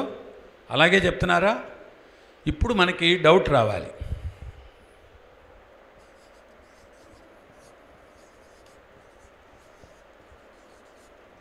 ఊరికనే ఒక ఉదాహరణ తీసుకున్నా అంతే నేను. ఇక్కడ క్రొత్తలో ఏముంది చివర కదా, వెలుగులో ఏముంది, వెలుగులో మొట్టమొదటి ఏమొస్తోంది, వకారం వస్తోంది, యత్వం రావటల్లా. అర్థమైందా? ఇక్కడ అంటే అచ్చుకి ఏం పరమవుతోంది, హల్లు పరమవుతోంది. మరి అచ్చుకి హల్లు పరమైనప్పుడు మీరు ప్రాతాది సంధి అని అలా అంటున్నారు, అనకూడదు కదా. సంధి అంటే నిర్వచనం ఏమిటి? రెండు అచ్చులు కలిసినప్పుడే మార్పు. ఆయన ఇచ్చిన నిర్వచనం అది. పూర్వ పరస్వరంబులకు పరస్వరం బేక అన్నాడు కదా, రెండు అచ్చులు కలిసినప్పుడే దాన్ని సంధి అనాలి. మరి ఇక్కడ అచ్చుకు ఏం కలిసింది, హల్లు కలిసింది. కానీ మనం ఏమంటున్నాం, ప్రాతాది సంధి అంటున్నాం. ఎట్లా అంటాం సంధి అని? సో చెప్పిన విషయానికి కాంట్రాడిక్టరీ ఉంది. అర్థమవుతుందా? తెలుగు టీచర్స్ ఆలోచించారా ఎప్పుడైనా? ఉంటే ఎవరైనా తెలుగు టీచర్స్ ఉన్నారేమో నాకు తెలియదు, ఇక్కడ కానీ ఇక్కడ కానీ. ఇక్కడ హల్లు పరం అవుతున్నప్పుడు ఈ సంధి సూత్రం వర్తించదు కదా. పూర్వ పరస్వరంబులకు అన్నాడండి, అక్కడ అచ్చులే ఉండాలి, అచ్చులుంటేనే అది సంధి. కానీ ఇక్కడ అచ్చులు కానివి ఎలా వచ్చాయి? అక్కడ సంధి అని ఎట్లా అంటున్నాం? దుగాగమ సంధి అంటున్నాం, రుగాగమ సంధి అంటున్నాం, నుగాగమ సంధి, అవన్నీ కూడా హల్లులు. ఎలా వస్తుంది? నీ ప్లస్ కరుణ అన్నా, నీ అక్కడ అచ్చుంది, కరుణ అన్నావు, అక్కడేం పరమవుతోంది? ఏమంటున్నాం మనం? నీదు కరుణ అంటున్నాం, దుగాగమ సంధి అంటున్నాం. ఇక్కడ అచ్చుకి హల్లు పరమైతే దుగా సంధి ఎట్లా అని పెద్ద ప్రశ్న ఇది.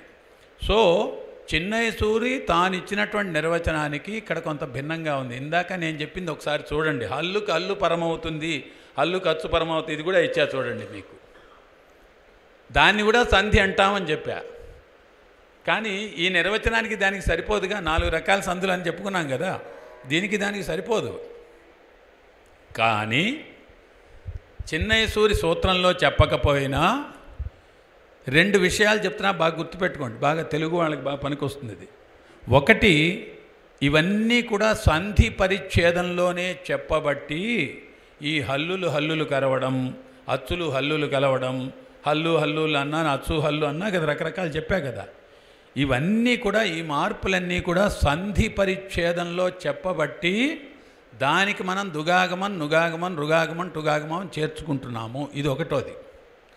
ఎలా సమర్థిస్తావయ్యా అంటే, చిన్నయ్య సూరి తన వ్యాకరణంలో హల్లు కలిసినప్పుడు కూడా జరిగేటువంటి మార్పుని సంధి పరిచ్ఛేదంలోనే చెప్పాడు. ఆ కారణంగా మనం దానికి సంధి అని చేర్చుకుంటున్నాం. ఎవరైనా మిమ్మల్ని ఎప్పుడైనా అడిగితే, రెండో విషయం కీలకమైంది, హరియతడు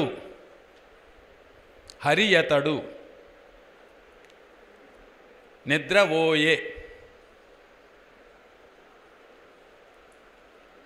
ఇక్కడ యా వా 2 వచ్చాయి కదా.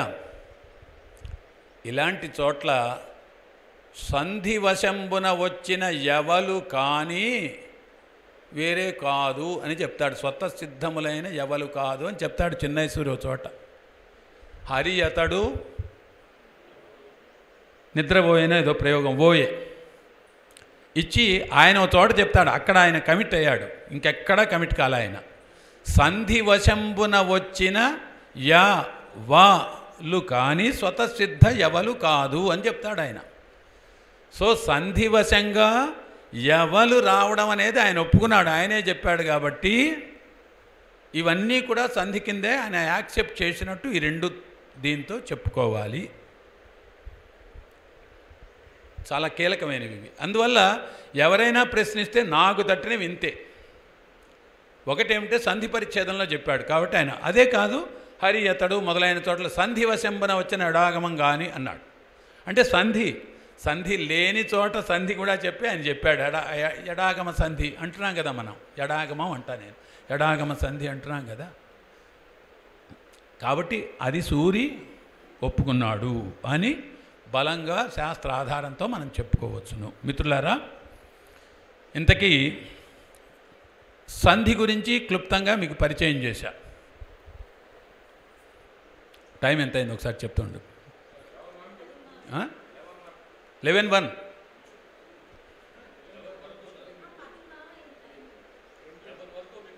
ఇప్పుడు ఎంత 10:10 ఇంకా 50 నిమిషాలు ఉంది. ఓకే, ప్రసార సమాప్తి చేయాలేమో అని అడిగా నేను. ఇది కొంత ఇంట్రడక్షన్ ఇంత చెప్తే కానీ నడవదు, తొందరగా ఏదో వెంటనే వెళ్ళిపోతే కాదు ఇది. ఓకే, ఇప్పుడు ప్రధానంగా అవధానులు పద్యం రాసేవాళ్ళు ఒక 3 సంధులు బాగా నేర్చుకుంటే చాలండి. సంధుల్లో ఒక 3 సంధులు బాగా నేర్చుకోవాలి. ఇక్కడ ఎక్కువ మంది తప్పుతూ ఉంటారు పద్య రచయితలు, అవధానులు అంటల్లని. పద్యం రాసేటువంటి వాళ్ళలో ఇక్కడ కన్ఫ్యూషన్ వస్తూ ఉంటుంది. సో సంధుల్లో ఒక 3 రకాల సంధులు మనం తెలుసుకుంటే క్షుణ్ణంగా సంధులు దాదాపు అయిపోయినట్టే. మిత్రులారా, చిన్నయసూరి సంధుల గురించి ప్రత్యేకంగా చెప్పినటువంటి సూత్రాలు కేవలం 11. మొట్టమొదటి 11 సంధి పరిచ్ఛేదంలో కేవలం 11 లేక 12 మాత్రమే సూత్రాలు ప్రత్యేకంగా అచ్చులు కేటాయించినవి. మళ్ళీ కొన్ని హల్లుల్లో కలిపి కేటాయించాడు, అవి 3-4 వస్తాయి. కేవలం అచ్చులకు కేటాయించిన ప్రారంభ దీంట్లో కేవలం 11 సూత్రాలు మాత్రమే సంధి పరిచ్ఛేదంలో సంధులు, అంటే అచ్చుకు అచ్చుపరమైనప్పుడు సంధులు. ఇంకొక క్లుప్తమైనటువంటి మార్గం తెలుగులో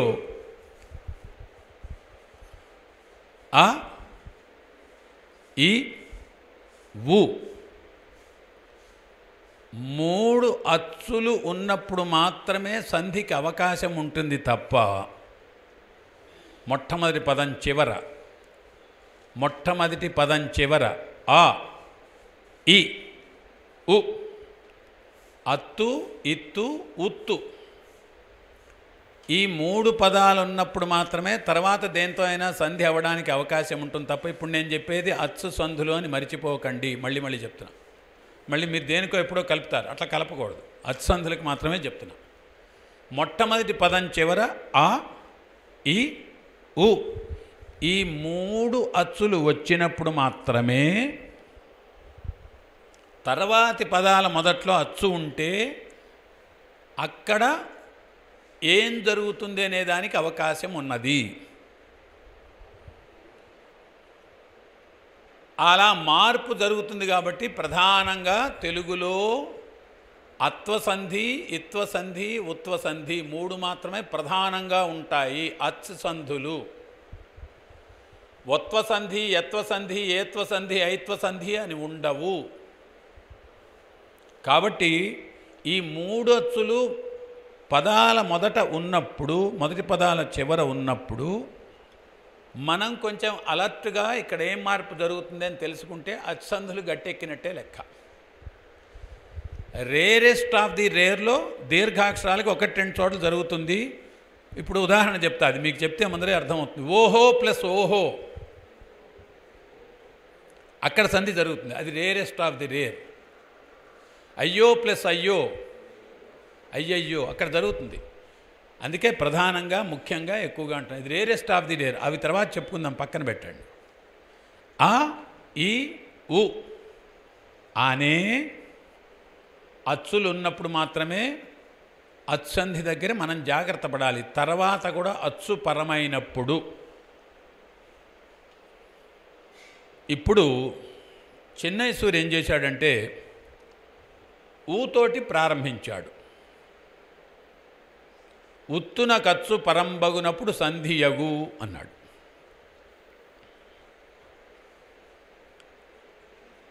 ఉత్తునకు అచ్చు పరంబగునప్పుడు సంధియగు అన్నాడు. ఊతో ప్రారంభించాడు. ఇక్కడ ఎందుకు అని చర్చ చేశారు తర్వాత పెద్దలు. అసలు ఆ ఈ ఊ కదా క్రమం, ఆ ఈ ఊ కదా, కానీ ఊతో ప్రారంభించాడు, ఉత్వసంధితో ప్రారంభించాడు. తర్వాత ఇత్వసంధికి వెళ్ళాడు, తర్వాత దశలో అత్వసంధికి వెళ్ళాడు. ఎందుకు ఇలా చేశాడు అనేది ఒక చర్చ. క్రమంలో చెప్పేటువంటి వాడు వ్యాకర్త ఏం చేయాలి? ముందర అత్వసంధి చెప్పి తర్వాత ఇత్వసంధి చెప్పి తర్వాత ఉత్వసంధి చెప్పాలి. కానీ ఆయన ఏం చేశాడంటే ముందర ఉత్వసంధితో ప్రారంభించాడు. ఉత్తున ఖర్చు, ఇది సంధి పరిచ్ఛేదంలో మొట్టమొదటి సూత్రం ఇది. సో ఉత్వంతో ప్రారంభించాడు, రివర్స్లో వెళ్ళాడు. ఎందుకంటే ఉత్వసంధి జరుగుతుంది, అత్వసంధి ట్విస్ట్ ఉంది, ఇత్వసంధి కూడా ట్విస్ట్ ఉంది. ఈ ట్విస్ట్తో ప్రారంభించి గందరగోళం చేయడం ఇష్టం లేక, ఆయనకి మనస్సుకి ఇష్టం లేక, బాల వ్యాకరణం కదండి, బాలలు నేర్చుకునేది కాబట్టి ముందర చక్కగా సంధి జరిగే దాంతో ప్రారంభించి తర్వాత ఇత్వంలో జరిగే ట్విస్టు, అంతకంటే క్లిష్టంగా జరిగే ట్విస్టు అత్వసంధి. అది చాలా రకాలు వస్తుంది. అది అలాగా క్రమంగా మెట్లు ఎక్కి తీసుకెళ్ళాడు ఆయన. మొట్టమొదటి మెట్టు ఇట్లా ఉంటుంది, అలా మెట్లు ఎక్కుంటూ పోతాం కదా మనం. అందుకని మొట్టమొదటి మెట్టు అత్వం ఎందుకు పెట్టుకుంటే ఇది తేలిగ్గా ముందర సంధి జరిగేది, దాంతో ప్రారంభిద్దాం, ఇది శుభం అనుకున్నాడు ఆయన మనసులో. అత్వనకు సంధి బహుళము అంటే ఆ బహుళం ఏమిటో చెప్పాలి మళ్ళీ, అది చాలా రకాలు ఉంటుంది. అలా క్లిష్టంగా గందరగోళం కాకుండా ఆయన ఆ అచ్చులో రివర్స్ అయినప్పటికీ, క్రమం తప్పినప్పటికీ ఉత్తునకు అచ్చు పరంబనప్పుడు సంధియగు అని చెప్పాడు. ఉత్వసంధి చాలా రెండే మార్పులు దాదాపుగా. మీరు ఇవన్నీ ఖచ్చితం అని కొల వేసి మీరు టేపులు పెట్టి గోడలు కట్టకూడదండి. నేను చెప్పేవన్నీ సాధారణంగా, సర్వసాధారణంగా, ఎక్కడో అక్కడ రేరెస్ట్ ఆఫ్ ది రేర్ మార్పులు ఉంటాయి. ఉత్తు మొదటి పదం చివర ఉండి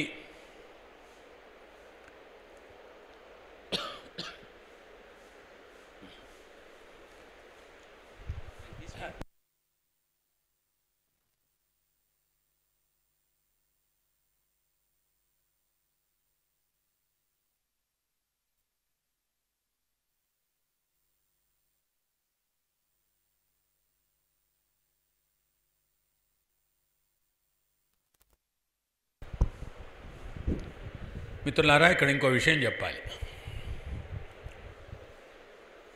తెలుగులో, అచ్చ తెలుగులో, తెలుగు భాషలో సాధ్యమైనంత వరకు, ఎక్కడో తప్ప సాధ్యమైనంత వరకు దీర్ఘ అచ్చులతోటి ముగిసేటువంటి పదాలు ఉండవు. నేను ఇందాక అయ్యో చెప్పా, ఓహో చెప్పా, ఇట్లాంటివి తప్ప దీర్ఘ అచ్చులతోటి ముగిసేటువంటి పదాలు ఉండవు. ఇది ఒకటి గుర్తుపెట్టుకోండి బాగా. మీరు కూడా అనేస్తాం మనం, మంచిదే, వ్యవహారంలో పర్వాలేదు, రాయొచ్చు. కానీ అసలు కూడా ఉండదు. కూడా వలే అని దీర్ఘం రాస్తాం, రాయకూడదు, వలే. అట్లాగా భాషాపరంగా మనం జ్ఞప్తిలో ఉంచుకోవాల్సినటువంటి ఒకటి ఏమిటంటే, దీర్ఘం అక్షరాలతో అచ్చులతో ఉండేటువంటి పదాలు రేరెస్ట్ ఆఫ్ ది రేర్ ఉంటాయి తెలుగులో. అది సంస్కృతంలో విస్తారంగా ఉంటాయి, శ్రీ, ధీ మొదలైనవి చాలా ఉంటాయి. ఇది ఎందుకు చెప్పాను అంటే, హ్రస్వమైన ఉకారానికి, ఉత్తు అంటే హ్రస్వమైన ఉకారము అని అర్థం. ఉత్తు నకు అచ్చు పరంబగునప్పుడు సంధి వస్తుంది. అంటే మొట్టమొదటి పదం చివర ఉ ఉండి, ఉత్తు అంటే హ్రస్వ ఉకారం, పొట్టిదైన ఉకారం, దీర్ఘం కాదు. దానికి ఏ అచ్చుపరమైనా కానీ మొట్టమొదటి పదం చివర ఉన్న ఉ లోపించిపోతుంది. రెండో పదం మొదట్లో ఉన్న అచ్చు ఏదుంటే అదే నిలుస్తుంది అని మనం దాన్ని అర్థం చేసుకోవాలి. ఇప్పుడు మీరు ఇక్కడ ఉదాహరణ చూశారు, ఊ ప్లస్ ఆ కలిపితే ఆ మిగిలింది అంటే ఊ ఏమైనట్లు లెక్క, ఊ లోపించిపోయింది. ఎప్పుడైనా దాని లక్షణం అంతే, ఊ కరిగిపోతుంది. హ్రస్వమైన ఉకారానికి ఏదైనా అచ్చు కలిస్తే వెంటనే పాపం దీనికి సిగ్గు ఎక్కువ, ఆ అచ్చుతో అసలు కలవదు, పడదు, దీనికి వెంటనే మాయమైపోతుంది. ఇది మాయమైపోయి త్యాగం చేయగానే ఆటోమేటిక్గా రెండో పదం మొదట్లో ఏ అచ్చు ఉందో అదే ధ్వని వినపడుతుంది. కాబట్టి మీకు రాముడు అతడు అవుతుంది. సోముడు ప్లస్ ఇతడు అన్నా ఏమవుతుంది తెలుసు మీకు, సోముడితడు. ఇక్కడ అంతే, సోముడులో ఊ ఉంది, ఇతడులో ఈ ఉంది. కాబట్టి ఈ ఊ లోపించి ఈకి చోటిచ్చి సోముడితడు అవుతుంది. పూర్వ పరస్వరంబులకు పరస్వరం బేకాదేశం బగుడు సంధి. ఉత్తున ఖర్చు పరం బగునప్పుడు వాడు ప్లస్ ఎక్కడ అన్న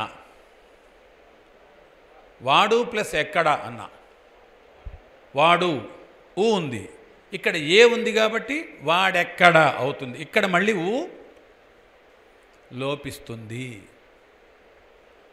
ఇదే సింపుల్గా మొట్టమొదటి పదం చివర ఊ లోపిస్తోంది కాబట్టి ఈ అన్నిట్లోనూ కామన్ ఫ్యాక్టర్ ఏమిటి? రాముడు ప్లస్ అతడు, రాముడతడు, సోముడు ప్లస్ ఇతడు, సోముడితడు, వాడు ప్లస్ ఎక్కడ, వాడెక్కడ. ఈ అన్ని ఉదాహరణలో కామన్ ఏమిటంటే మొట్టమొదటి పదం చివరన్న ఊ లోపించడం. మొట్టమొదటి పదం చివర ఉన్న ఊ లోపించడం అనేది కామన్ ఫ్యాక్టర్ అన్నిట్లో. ఈ మొట్టమొదటి పదం చివర ఉన్న ఊ లోపిస్తోంది కాబట్టి దీనికి ఉత్వసంధి అని పేరు.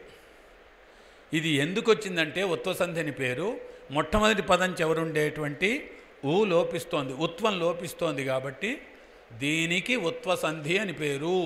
ఆటోమేటిక్గా ఇత్వసంధి అంటే మొట్టమొదటి పదం చివరున్న ఈ లోపిస్తే ఇత్వసంధి, మొట్టమొదటి పదం చివరున్న ఆలు లోపిస్తే అది అత్వసంధి. ఇక్కడ తెలుగు టీచర్స్కి ఒకటి చెప్పాలి, అకార సంధి, ఉకార సంధి, ఇకార సంధి అనకూడదు, అది వ్యాకరణ సమ్మతం కాదు. కారం ఉండదు, ఆ కారం ఉందంటే ఆలు రెండు వస్తాయి. ఇకారం అన్నారంటే ఈలు రెండు వస్తాయి, ఉకారం అన్నారంటే ఊలు రెండు వస్తాయి. కానీ ఇందాక నేను చెప్పినట్టుగా దీర్ఘంతో అచ్చులతోటి ఉండవు పదాలు కాబట్టి హ్రస్వాలతోటే ఉంటాయి కాబట్టి అన్ని సంధి జరిగే చోట్ల కూడా హ్రస్వమైన అచ్చులే లోపిస్తాయి కాబట్టి దాన్ని అత్వ, ఇత్వ, ఉత్వ సంధులు అని మాత్రమే అనాలి. అర్థమైందా అండి?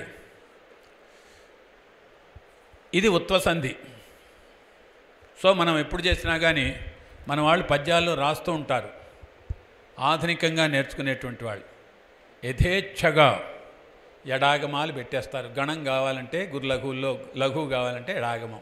రాముడు ఎతడు, సోముడు ఏతడు ఎడాగమం చేసి, వీడు ఎక్కడ ఏ అలా రాయకూడదు. ఇది ప్రాథమికంగా నేనేదో గౌరవంగా అంటున్నా కానీ నా దగ్గర ఏళ్ళు నేర్చుకున్నటువంటి వాళ్ళు కూడా యథేచ్ఛగా ఎడాగమాలు చేయడం కద్దు. పద్యము వ్యాకరణం నేర్చుకుంటున్నటువంటి మా చిట్టితోటి వారికి తెలిసింది, ఆ ఎడాగమ యథేచ్ఛగా చేస్తూనే ఉంటారు. అది చేయకండి రా బాబు, ఉత్తుకు అచ్చుపరమైతే సంధి వస్తుంది, ఆ ఎడాగమాన్ని కాపాడండి, ఈ ఉత్వ సంధిని కాపాడండి అని మొత్తుకుంటూ ఉంటా. నువ్వు ఇలా చెప్పావు కాబట్టి మేము తప్పనిసరిగా ఎడాగమే చేస్తామని వాళ్ళు కూడా చేస్తుంటారు. ఎందుకంటే ప్రయోగ శరణం వ్యాకరణం. చాలా చోట్ల ఈ గందరగోళం, ఈ గడబడ ఉంది. లేదు, రెండో సిస్టమ్ ఉంది పద్య కవులకు, యథేచ్ఛగా ధృతం పెట్టి రాసిపడేయడం. వనము ప్లస్ ఉన్నది అని ఉందనుకోండి, ఒకటి రెండు ఉదాహరణలు చెప్తాం, ముందరికి వెళ్ళిపోతా. వనము ప్లస్ ఉన్నది అనుకోండి, వనము ప్లస్ ఉన్నది ఏమవుతుంది? వనమున్నది కావాలి, వనమునున్నది అని రాస్తారు. ఎందుకని అక్కడ లఘువు కావాలి, వాడికి అదేదో కావాలి, గురువు కావాలి.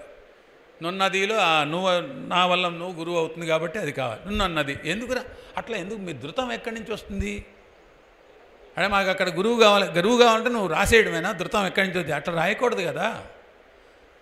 ఉత్వసంధి నేర్చుకున్నారు, ధృతం ఎక్కడ రాయాలో అక్కడ రాయాలి, ఎక్కడ రాయొచ్చో ఆ పర్మిటబుల్ ప్లేసుల్లో మాత్రమే రాయాలి. అంతేగాని వనము ప్లస్ ఉన్నది, నాకు ఇక్కడ ధృతం కావాలి కాబట్టి గురువుగా కొట్టిపారేసేయడం,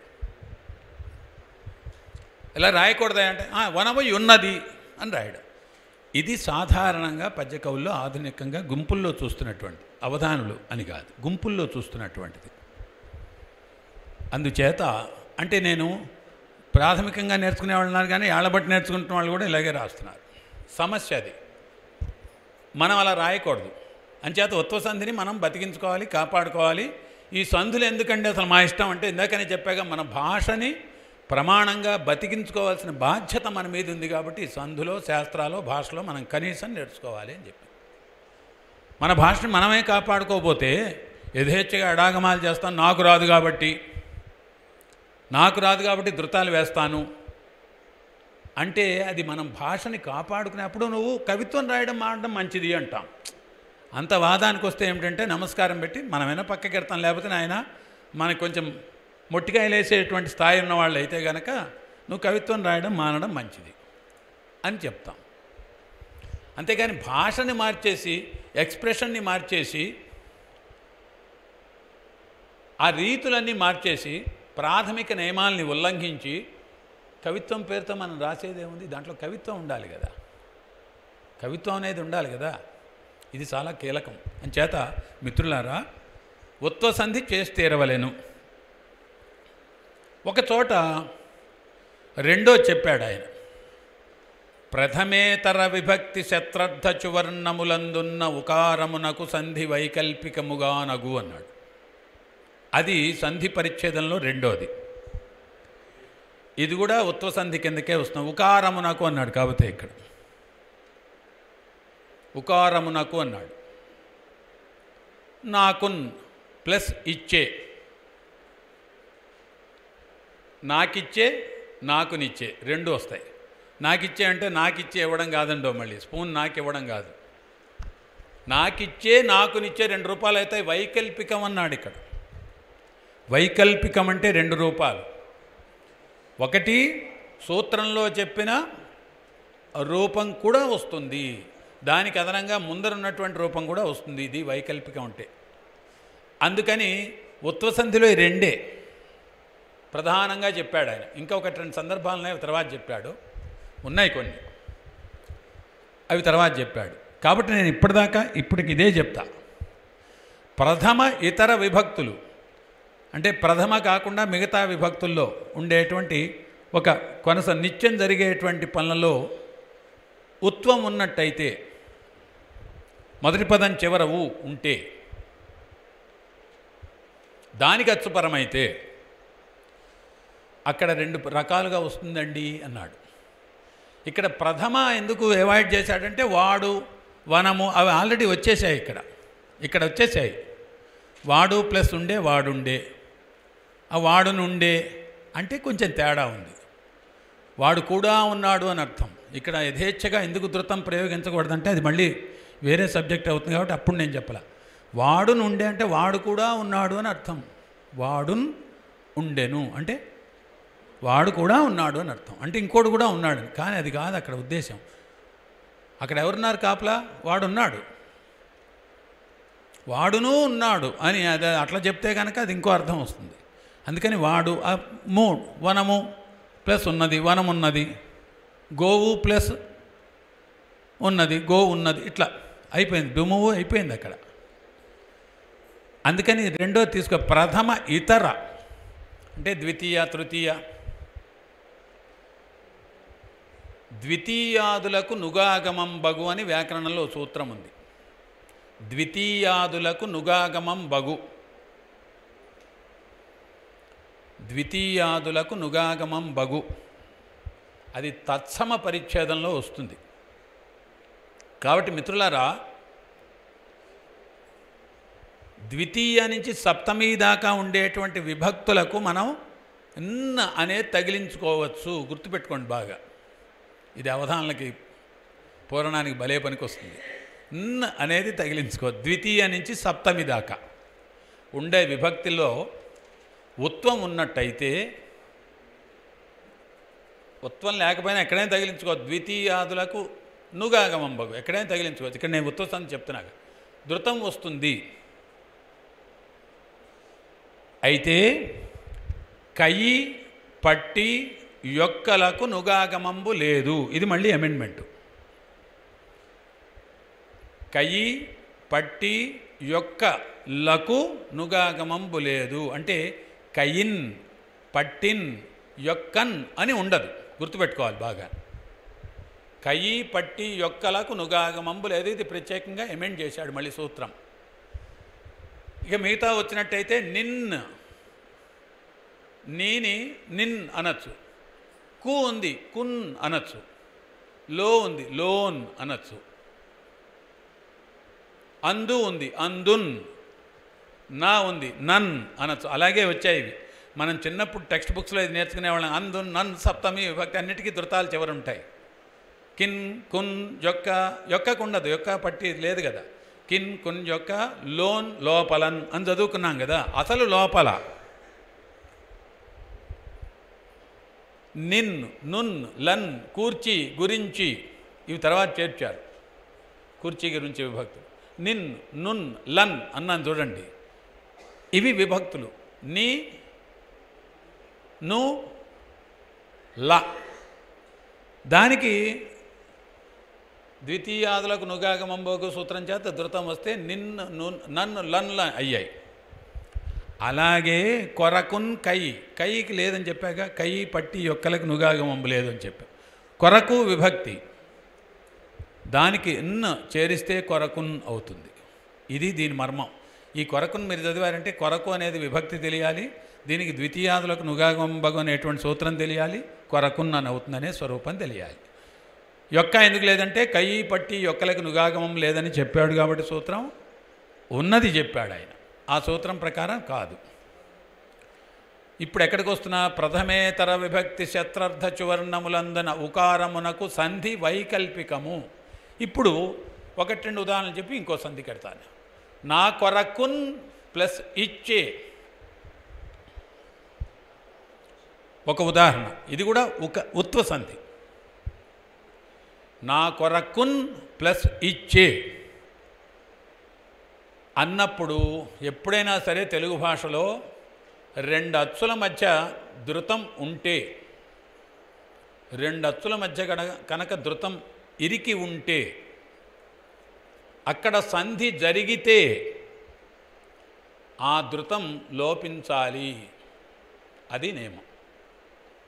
సంధి జరిగితే, జరగకపోతే అలా ఉంటుంది. అది బాగా గుర్తుపెట్టుకోవాలి. ఇది సంధి జరగకపోతే ఆ ధృతం అలాగే ఉంటుంది. అక్కడ ఎడాగమం చేయడానికి వీల్లే, ఆ ధృతంతో రూపం ఉంటుంది. సో నా కొరకున్ ప్లస్ ఇచ్చే అన్నప్పుడు ఇక్కడ సంధి జరుగుతోంది. నా కొరకిచ్చే అని ఒక రూపం జరుగుతుంది. ఇది ఉత్వ సంధి. నా కొరకిచ్చే సంధి జరగదు. 2 రూపాలని చెప్పాక ప్రథమ వికల్పంగా నగు అని చెప్పాను. వికల్పంలో సంధి జరగకపోతే నా కొరకు నిచ్చే అని అవుతుంది, అక్కడ ధృతం ఉంటుంది. ఇక్కడ సందేహం లేదు, మామూలు కలిసింది అంతే, నకారంతో ఈ కలిసింది అంతే, ప్రత్యేక సందేహం లేదు దీనికి. సో 2 రూపాలు అవుతాయి.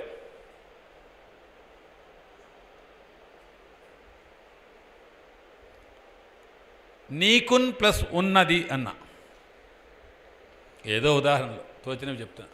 నీకున్ ప్లస్ ఉన్నది, నీకున్నది సంధి జరిగితే ధృతం లోపిస్తుంది. ధృతం లోపించిందంటే అక్కడ సంధి జరిగిందని అర్థం. నీకున్నది ఉత్వ సంధి. జరగలేదు, ధృతం మళ్ళీ యాస్టిజ్గా తన స్థానంలో ఉంటుంది, నీకునున్నది అవుతుంది. ఇక్కడ ప్రత్యేకంగా సందేహం లేదు.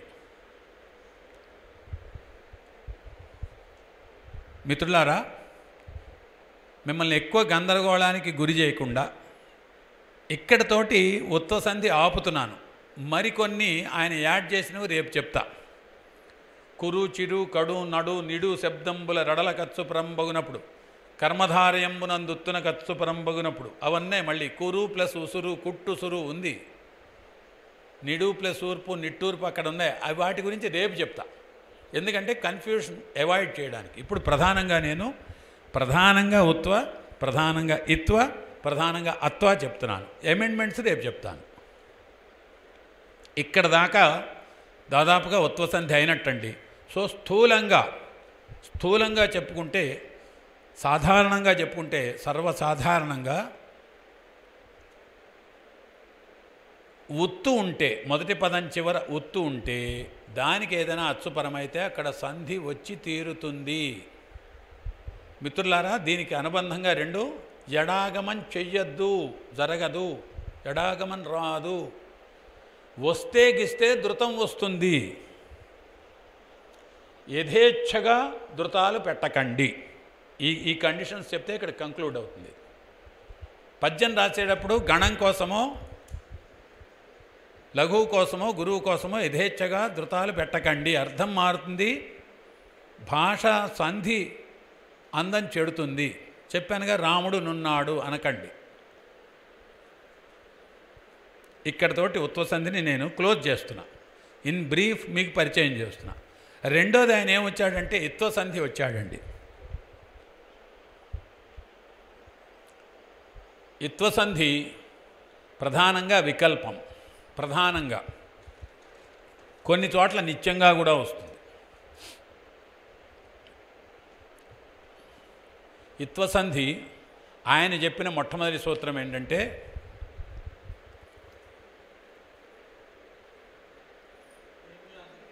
ఏమ్యాదుల, సేమ్యా గుర్తుపెట్టుకుంటే సూత్రం బాగా గుర్తొస్తుంది. ఏమ్యాదుల ఇత్తునకు సంధి వైకల్పికముగా నగు అని. ఇది ఏమి మొదలైన పదాలకు ఏమ్యాదులు. మళ్ళీ ఇక్కడ ఏమి అనేది ఒక గణంగా చేసుకుని ఆదులు చేసి అక్కడ సంస్కృత సంధి చేశాడు. మళ్ళీ గమనించాలి ఇది మీరు. ఏమాదుల అనకుండా ఇక్కడ మళ్ళీ సంస్కృత సంధి చేశాడు. పడ్వాదులు అంటాడు. పడు ప్లస్ ఆదులు, పడ్వాదులు. సంస్కృత సంధి చేస్తాడు ఇక్కడ. ఏమ్యాదులు అంటాడు. ఏమి ప్లస్ ఆది, ఏమ్యాది. ఏ సంధి అండి అది? సంస్కృత సంధి చేశాడు. ఇలాగ సంస్కృత సంధి ప్రభావం బాగా మన బాల వ్యాకరణం మీద ఉంటుంది. ఏమ్యాదుల ఇత్తునకు అంటే హ్రస్వ ఇకారానికి సంధి వైకల్పికముగా నగు.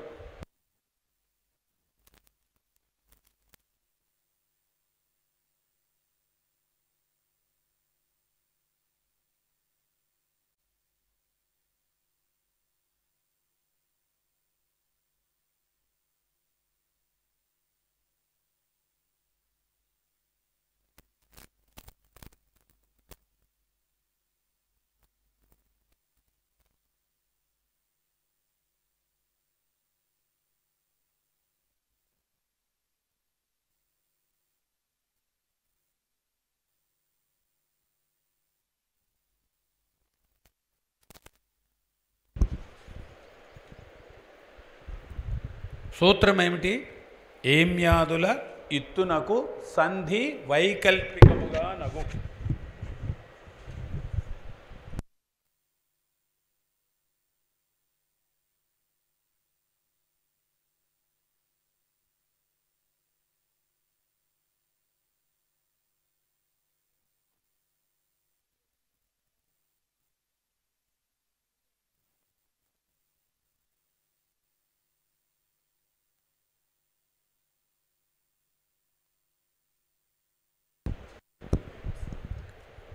ఏమి ప్లస్ అంటివి సంధి వస్తే ఏమంటివి. వికల్పం కాబట్టి సంధి రాకపోతే ఇక్కడ ఎడాగమం వస్తుంది. సంధి లేని చోట స్వరంబు కంటే పరంబైన స్వరంబునకు ఎడాగమం బగు. ఇందాక నేను చెప్పా, ఇది ఎడాగమం వస్తుంది.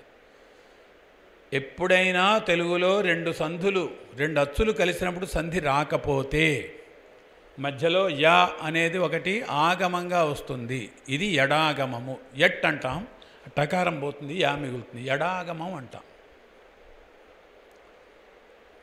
ఇక్కడ విచక్షణ ఏమిటంటే ఎప్పుడు రాదో ఎలా తెలుస్తుందండి అంటే అదే పరిశీలన, అధ్యయనము, నేర్చుకోవడం. సాధారణంగా ఒక ప్రశ్న వస్తుంది, ఎక్కడ సంధి వస్తుందో మాకు ఎలా తెలుస్తుందండి, ఎక్కడ సంధి రాదో మాకు ఎలా తెలియదండి అంటే ఇదే పరిశీలన, అధ్యయనం. కావ్యాలు చదివితేనే, ప్రయోగాలు చదివితేనే తెలుస్తుంది తప్ప ఇలా అంతా మీకు తీసుకొచ్చి చెప్పడం అనేది సాధ్యం కాని విషయం. సూత్రాల వరకు చెప్తాం, వివరణ వరకు చెప్తాం, ప్రయోగాలు చెప్తాం తప్ప కావ్యాలు చదివిన కొద్దీ, అధ్యయనం చేసిన కొద్దీ, పరిశీలన చేసిన కొద్దీ, నేర్చుకున్న కొద్దీ మాత్రమే వ్యాకరణం మెరుగుపడుతుంది. లేకుంటే ఇందాక నేను చెప్పినట్టుగా ఎడాగమం ఎక్కడ చేయాలి, ధృతం ఎక్కడ పెట్టాలి, మొత్తం గందరగోళమై ఏది చేయకూడదో అది చేసి పద్యం ప్రమాణం కాకుండా పోతుంది. యథేచ్ఛగా పెట్టుకుని చేయొచ్చు ధృతాలు, కానీ పద్యం ప్రమాణం కాకుండా పోతుంది, లూజ్ అయిపోతుంది. పద్యం ఎప్పుడు కూడా ఎలా ఉండాలండి, బిగింపు ఉండాలి. పొద్దునే గుంపులో చెప్పా చూసావా, పద్యం లూజు అలా రాసేస్తున్నారంతే. అట్లా కాదు కదా. పద్యం ఈజ్ ఈక్వల్ టు బిగింపు. మిత్రులారా, అవధానమైనా సరే ఆముదాల మురళీ గారి పద్యంలా బిగింపు ఉండాలి, బాగా బిగిసి ఉండాలి తప్ప లూజ్ పద్యం చేయకూడదు. సాధారణంగా అవధాన పద్యం మీద ఒక అపప్రథ ఉంది, అవధాన పద్యం చాలా లూజుగా ఉంటుంది అని. కాదు, ఇటీవల కాలంలో కొంతమంది చేస్తున్నారు, చాలా బిగింపుగా చేస్తున్నారు. లూజ్ పద్యాలు అవధానంలో చెప్పటల్లా ఇటీవల కాలంలో. ఎందుకో తెలుసా, ఇది ఇష్టం వచ్చినట్టుగా యథేచ్ఛగా ఎడాగమాలు నుగాగమాలు వేసేసి ఇలా రాసేస్తున్నారు. అట్లా పద్యం రాయడం చాలా తేలిక, కానీ కాదు కదా. అనవసరమైన ఎడాగమాలు, అనవసరమైన నుగాగమాలు, సంధి చేయాల్సిన చోట ఎగ్గొట్టడాలు చేస్తే పద్యం లూజ్ అయిపోతుంది, పద్యం అందం పోతుంది. సో ఎప్పుడైనా సరే మీరు యువకులు పైకొచ్చేటువంటి వాళ్ళు కాబట్టి పద్యం బిగింపుగా రాయటం అలవాటు చేసుకోవాలి. ప్రాక్టీస్ దశలోనే దీన్ని పరిహరించాలి. మాక 70 ఏళ్ళ వాళ్ళు 80 ఏళ్ళ వాళ్ళు కూడా యథేచ్ఛగా రాస్తుంటారు. ఇట్లా పద్యం లూజ్గా రాయకండి అని చెప్తే మాకు గ్రామర్ తెలియదు ఏం చేయమంటారు, సాధారణమైన విషయం. ఇందాక కూడా పొద్దున ఆయన 70 ఏళ్ళు, ఆయన 75. మాకు గ్రామర్ తెలియకుండా మరి అంటే కోపం వస్తుంది. గ్రామర్ తెలుసుకుని రాయాలి కదండి అంటే కోపం వస్తుంది. లూజ్గా రాసేయడమే. అంటే మీకు సూచన ఏమిటంటే బిగింపుగా ఉండాలి పద్యం, లూజ్ రాయద్దు. విన్నారుగా మీరు, ఒక అక్షరం కలిసి వస్తే కొడుకు పుట్టినంత నీకు కాదు మాకు. ఒక అక్షరం కలిసి వస్తే పద్య నిర్మాణంలో కొడుకు పుట్టినంత, వ్యాకరణంలో అదే వ్యాకరణ సూత్రమే పద్యానికి కూడా. అందుకని యథేచ్ఛగా అట్లా లూజుగా పద్యాలు నేర్చుకునే దశలో పర్వాలేదు. మళ్ళీ మీరు అట్లా రాయమంటే ఎట్లా అంటే మేము లెర్నర్స్ కదా, విశ్వనాథ సత్యనారాయణ గారి పద్యం మాకెట్లా వస్తుందండి అంటే అట్లా కాదు. మళ్ళీ లెర్నింగ్ దశలో ఇవన్నీ నేర్చుకునే దశలో రాయాలి. రాస్తూ ఉంటారు, తప్పులు రాస్తారు, నేర్చుకోవాల్సిందే. ఆ నేర్చుకోవడం కొద్దీ ఎదుగుతూ ఉండాలి. 3 ఏళ్ళకు కూడా అదే అది ఒకటే మట్లోనే ఉంటామంటే ఎట్లా? అలా కుదరదు. అంటే అది పద్యం రాదు అని అర్థం. మిత్రులారా, అలాగా ఏమ్యాదుల ఇత్తునకు సంధి వైకల్పికముగా నగు. ఇత్తునకి అచ్చు పరమైతే సాధారణంగా వైకల్పికంగా వస్తుంది, కొన్ని చోట్ల నిత్యంగా కూడా వస్తుంది, కొన్ని చోట్ల రాదు. అది ఎక్కడో చెప్తా. అమెండ్మెంట్స్. ఏమీ ప్లస్ అంటివి అన్నప్పుడు సంధి వస్తే ఏమంటివి. మీకు సంధి గురించి ఇప్పుడు అవగాహన వచ్చింది కాబట్టి కొత్త వాళ్ళకి ఏమంటివి. రాకపోతే సంధి లేని చోట స్వరంబు కంటే పరంబైన స్వరంబునకు ఎడాగమం బొగనే సూత్రం చేత ఎడాగమం వచ్చి ఏమి అంటివి అని అవుతుంది. అయిపోయాక ఇత్వసంధిలో ఆయన ఇంకా 2-3 చెప్పాడు ఇక్కడే ప్రాథమికంలోనే.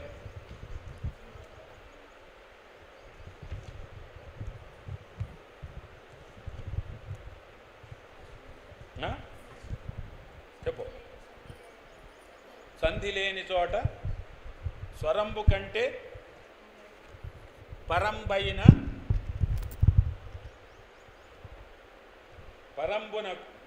పదంబునకు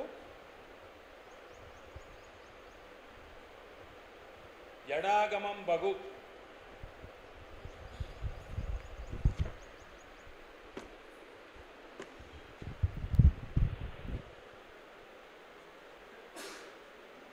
రెండో ఇత్వసంధి.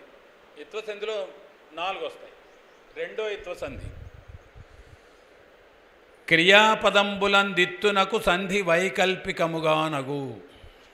క్రియాపదంబులందు ఇత్తునకు వైకల్పికముగా నగు సంధి. క్రియాపదాలు ఉంటాయి. ఆ క్రియాపదాల్లో చివర ఈ ఉంటే వివరణ ఇది. క్రియాపదాల్లో పదం చివర ఈ ఉంటే దానికి అచ్చుపరమైతే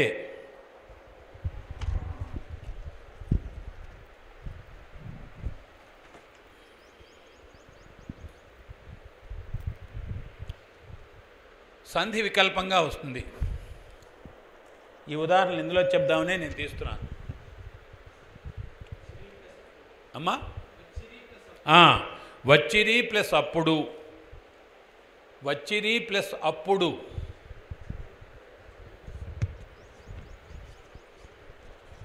వచ్చిరప్పుడు, వచ్చిరి ఎప్పుడు.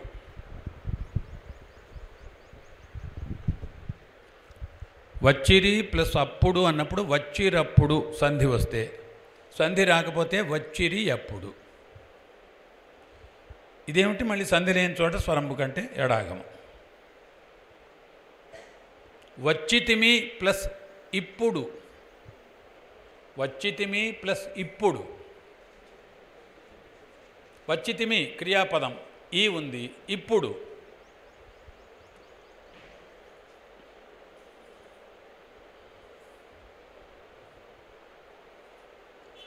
వచ్చితిమి ప్లస్ ఇప్పుడు.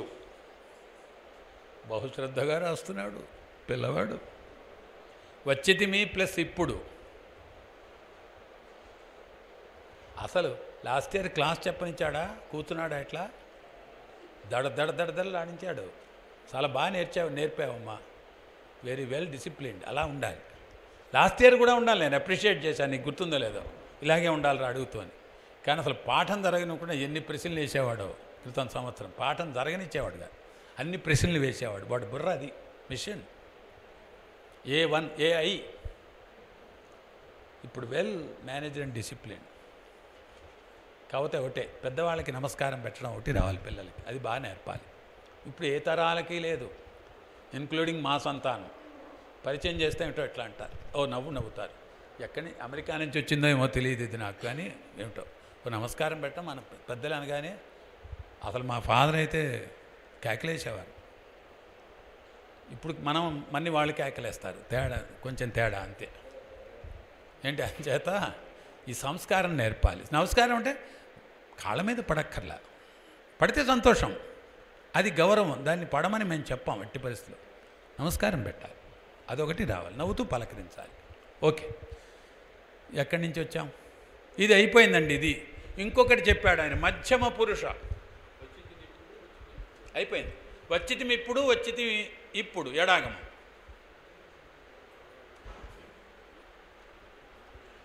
మధ్యమ పురుష క్రియలందిత్తునకు సంధి యగును. ఇక్కడి నుంచి సంధి ఇందులోనే ఉన్నాయి, వరుసగా చూసుకోవచ్చు మీరు. మధ్యమ పురుష క్రియలందు ఇత్తునకు సంధి యగును.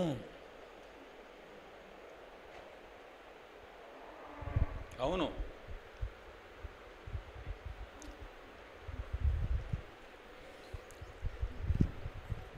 మధ్యమ పురుష క్రియలందిత్తునకు సంధి యగును. మధ్యమ పురుష తెలుసుగా, మీకు సూత్రం ఉందిగా, తానుత్తమ ఎదుట మధ్యమ. ఏలితివి ఏలితిరి రాసేసుకోండి, అయిపోయింది. ఏలితివి మధ్యమ పురుష క్రియ. ఇందులో ఇత్తు ఉండాలి. ఏలితిరి ఏలితివి ఇప్పుడు అప్పుడు రాసుకోండి. ఏదో ఒకటి ఏముంది, నిత్య సంధి, సంధి యగును శాస్త్రం చెప్పాడు ఆయన, వికల్పం కాదు. ఏలితి రపుడు ఏలితి విపుడు. అక్కడ ఎడాగమం చేయకూడదు. ఇది వ్యాకరణం. ఎక్కడ యాక్ట్ చేస్తుంటే పద్యం రాసేటప్పుడు యథేచ్ఛగా ఇక్కడ ఎడాగమం చేయకూడదు. ఎడాగమం వద్దన్నారు కాబట్టి నీకు లఘువు కావాలి కాబట్టి ధృతం తీసుకొచ్చి ఏలితివి నిపుడు ఏలితిరి నపుడు అని రాయకూడదు. ఇక్కడ నిత్య సంధి మధ్యమ పురుష క్రియలలో ఇకారం ఉంటే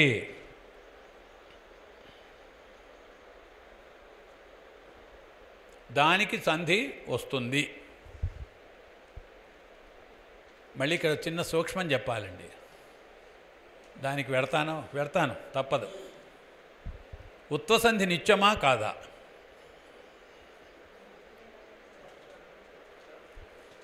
ఉత్తును ఖర్చు పనంబగనప్పుడు సంధి నిత్యము, అవునా? ఇలా చెప్తున్నారు, ఇది తప్పు. ఇక్కడ సాధారణంగా పెద్దవాళ్ళందరూ నిత్యమైన అంటారు. మిత్రులారా, నా ఆలోచన మాత్రమే మీతో పంచుకుంటా, తర్వాత మీ ఇష్టము. చిన్నైసూరి అట్లా చెప్పలేదే. ఆయన నిత్యం వచ్చినప్పుడల్లా కూడా నిత్యముగా నగును అని చెప్తాడే.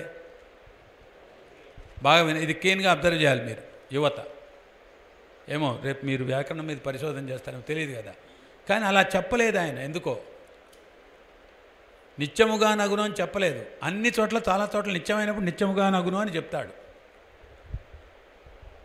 నగాగమంబు నిత్యముగా నగును అని చెప్తాడు.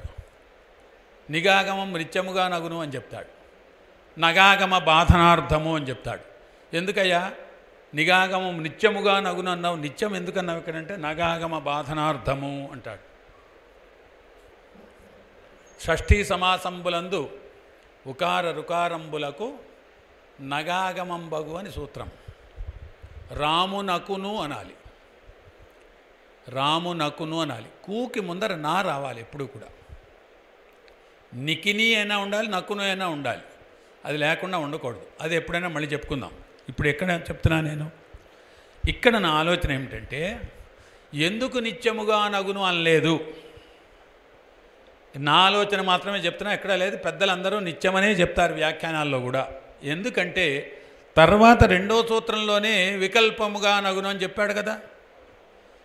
మధ్యమ అదేదో అన్నాడు కదా, ప్రథమేతర విభక్తి శత్రర్థ చువర్ణములందున్న ఉకారమునకు సంధి వైకల్పికముగా నగును. అక్కడ రెండో సూత్రమై వైకల్పం తెచ్చిపెట్టాడుగా. ఆ కారణం చేత ఆయన నిత్యం అని చెప్పలేదని నా ఉద్దేశము. కాకపోతే మీరు వ్యాఖ్యానాల్లో చూడండి, అందరూ పెద్దవాళ్ళు కూడా, దువ్వూరు వెంకటరమణ శాస్త్రి గారు కూడా నిత్యమనే చెప్పారు వ్యాఖ్యానం. కొద్దిగా నాకు సందేహం అంతే. అది ఈ సందేహం దీనివల్ల ఆయన నిత్యం అయితే నిత్యం అంతే ఎందుకు చెప్పట్లేదు, ఏదో ఆయనకు ఉంది ప్రణాళికలో. ఉదాహరణ రెండో సూత్రం, ఇది ముఖ్యం. అందుకని ఇక్కడ కూడా ఏంటంటే ఇప్పుడు చెప్తున్నది మధ్యమ పురుష క్రియలందు ఇత్తునకు సంధి వస్తుంది అనే చెప్పుకోండి. కానీ ఇప్పుడు మీరంతా చెప్పు,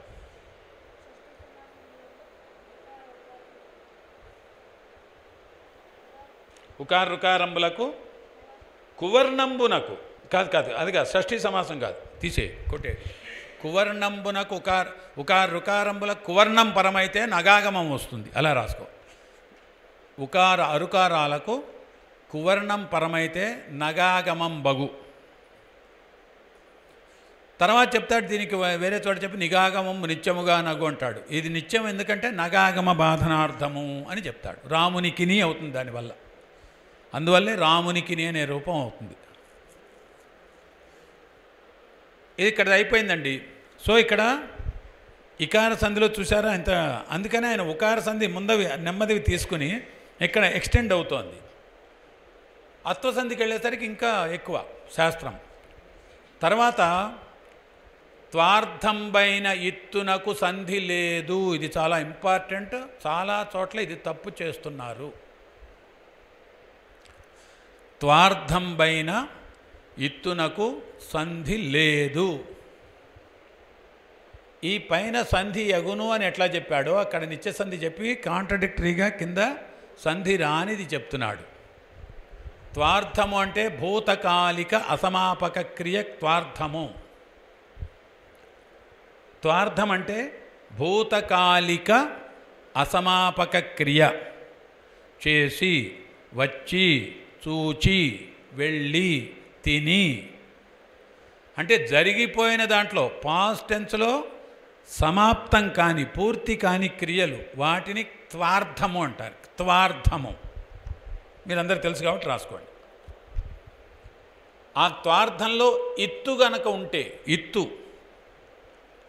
ఆ క్రియలో పాస్ట్ టెన్స్లో అసమాపకంగా ఇన్కంప్లీటెడ్ క్రియలో ఇత్తు గనక ఉంటే దానికి అచ్చుపరమైతే ఎక్కడా కూడా ఎప్పుడూ కూడా సంధి చేయకూడదు. కానీ మహాకవులు పూర్వకవులు అక్కడక్కడ రేర్లో రేర్ చేశారు. ఇది కూడా బాక్స్లో రాసుకోండి, మీరు చేయకండి. విజయ విలాసంలో వనర్చిటు అన్నాడు, వనర్చిటు తోడి తెచ్చి అంటాడు. మొట్టమొదటి ఆవిడెవరు ఎత్తుకొస్తుంది, ఉలూచి.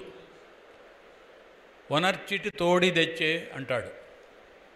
అలా నన్ను ఏదో మాయాపాయం చేసి తీసుకొచ్చింది అని చెప్తాడు. వనర్చిటు అలా ఉన్నాయి కొన్ని, పెద్దన దాంట్లో కూడా ఉన్నాయి, 2-3 ఉన్నాయి ప్రయోగాలు. వనర్చి ప్లస్ ఇటు, వనర్చి ఇటు అనే అనాలి యాక్చువల్గా వ్యాకరణం ప్రకారం. కానీ పెద్దలు పూర్వులు ప్రమాణ కవులు 1-2 చోట్ల ఎగ్జంప్షన్ తీసుకున్నారు. మనం తీసుకోవద్దు, వాళ్ళు తీసుకున్నారు కాబట్టి మనం తీసుకోవద్దు. అందుకనే మహానుభావుడు ఇదంతా తెలిసి దుష్టంబులు గ్రాహ్యంబులు అన్నాడు, అంతవరకే తీసుకోండి అన్నాడు. దాని అర్థం వేరే వేరే చెప్తారు, అట్లా చేయకూడదు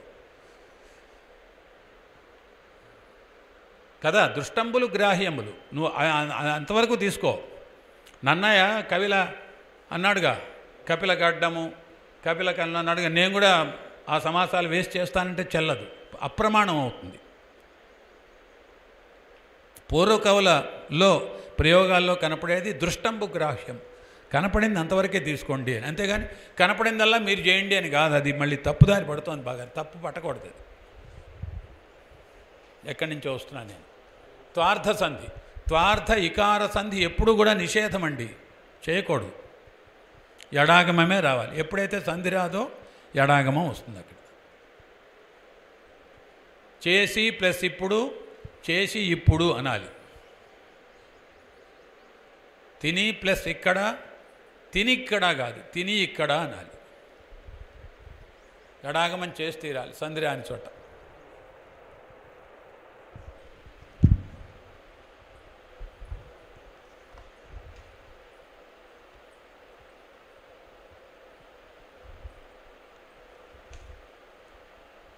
సరేనండి, ఇక్కడతో ఈ ప్రధానమైన ఈ వదిలిపెట్టి దీనికి అమెండ్మెంట్స్ ఉన్నాయి, రేపు చెప్తా. కన్ఫ్యూజ్ కాకుండా ఉండడం కోసం, ఎక్కువ కన్ఫ్యూజన్కి గురి కాకుండా మినిమం కన్ఫ్యూజన్తో ముగించాలి కాబట్టి ఇక్కడికి ఈతో ముగిస్తా. ఒక అమెండ్మెంట్స్ రేపు చెప్పుకుందాం. ఇగో ఈ అత్వసంధిలో ఇక్కడ ఉంది, ఇత్వసంధిలో ఇది ఉంది, ఉత్వసంధిలో ఇక్కడ ఉంది అని రేపు చెప్పుకుందాం. ఇప్పుడు ఒక్కసారి మిత్రులారా, రేపు అత్వసంధి చెప్పుకుని అమెండ్మెంట్ సూత్రాలు చెప్పుకుందాం. ఇక్కడ దాకా నాకు ఈ అవకాశం ఇచ్చినందుకు అందరికీ కూడా ధన్యవాదాలు తెలియజేస్తూ, ఒకటే చూడండి, లాస్ట్ ఇయర్ నేను వచ్చినప్పుడు ఈ బిల్డింగ్ ఇలా లేదు, కచ్చా పచ్చాగా ఉంది, పైన కానీ ఇక్కడ కానీ. ఇప్పుడు గ్లాస్ డోర్స్, అద్దాలు, అద్భుతమైన బిల్డింగ్. అంటే ఇది చూడగానే లాస్ట్ ఇయర్ తయారైన వాళ్ళు 7 అవధానాలు చేస్తున్నారు చూడండి. ఈ బిల్డింగ్కి వాళ్ళకి సామ్యం. ఈ బిల్డింగ్ గోడలతో పాటు, ఈ కన్స్ట్రక్షన్తో పాటు వాళ్ళు కూడా ఎదిగారు. అలాగే మరింత ఎదగాలి అని మిమ్మల్ని అందరినీ ఆశీర్వదిస్తూ మరుమాముల అదే మరి చూసారా మరి. కాబట్టి బిల్డింగ్ తయారైంది ఇక్కడ కూడా. ఇద్దరు ముగ్గురు నలుగురు తయారయ్యారు కదా, సంతోషం. ఆముదాల మురళి గారికి అధ్యక్షం వహించినందుకు ధన్యవాదాలు సమర్పించుకుంటూ, మరుమాముల వారికి, ఆచార్యులు గారికి ధన్యవాదాలు సమర్పించుకుంటూ, ఓపిక్గా విన్న మీ అందరికీ అభినందనలు తెలియజేస్తూ సెలవు. మళ్ళీ రేపు కలుద్దాం. స్వస్తి. అవధాన విద్యా వికాస పరిషత్ తరపున శ్రీమాన్ నల్లాన్ చక్రవర్తుల శ్రీరామ చక్రవర్తి గారికి కృతజ్ఞతలు తెలియజేసుకుంటూ ఉన్నాము. ధన్యవాదాలు సార్. మీకు వెంటనే ఇప్పుడు నిషిద్ధాక్షరి మరియు దత్తపది క్లాస్ ఉంటుంది.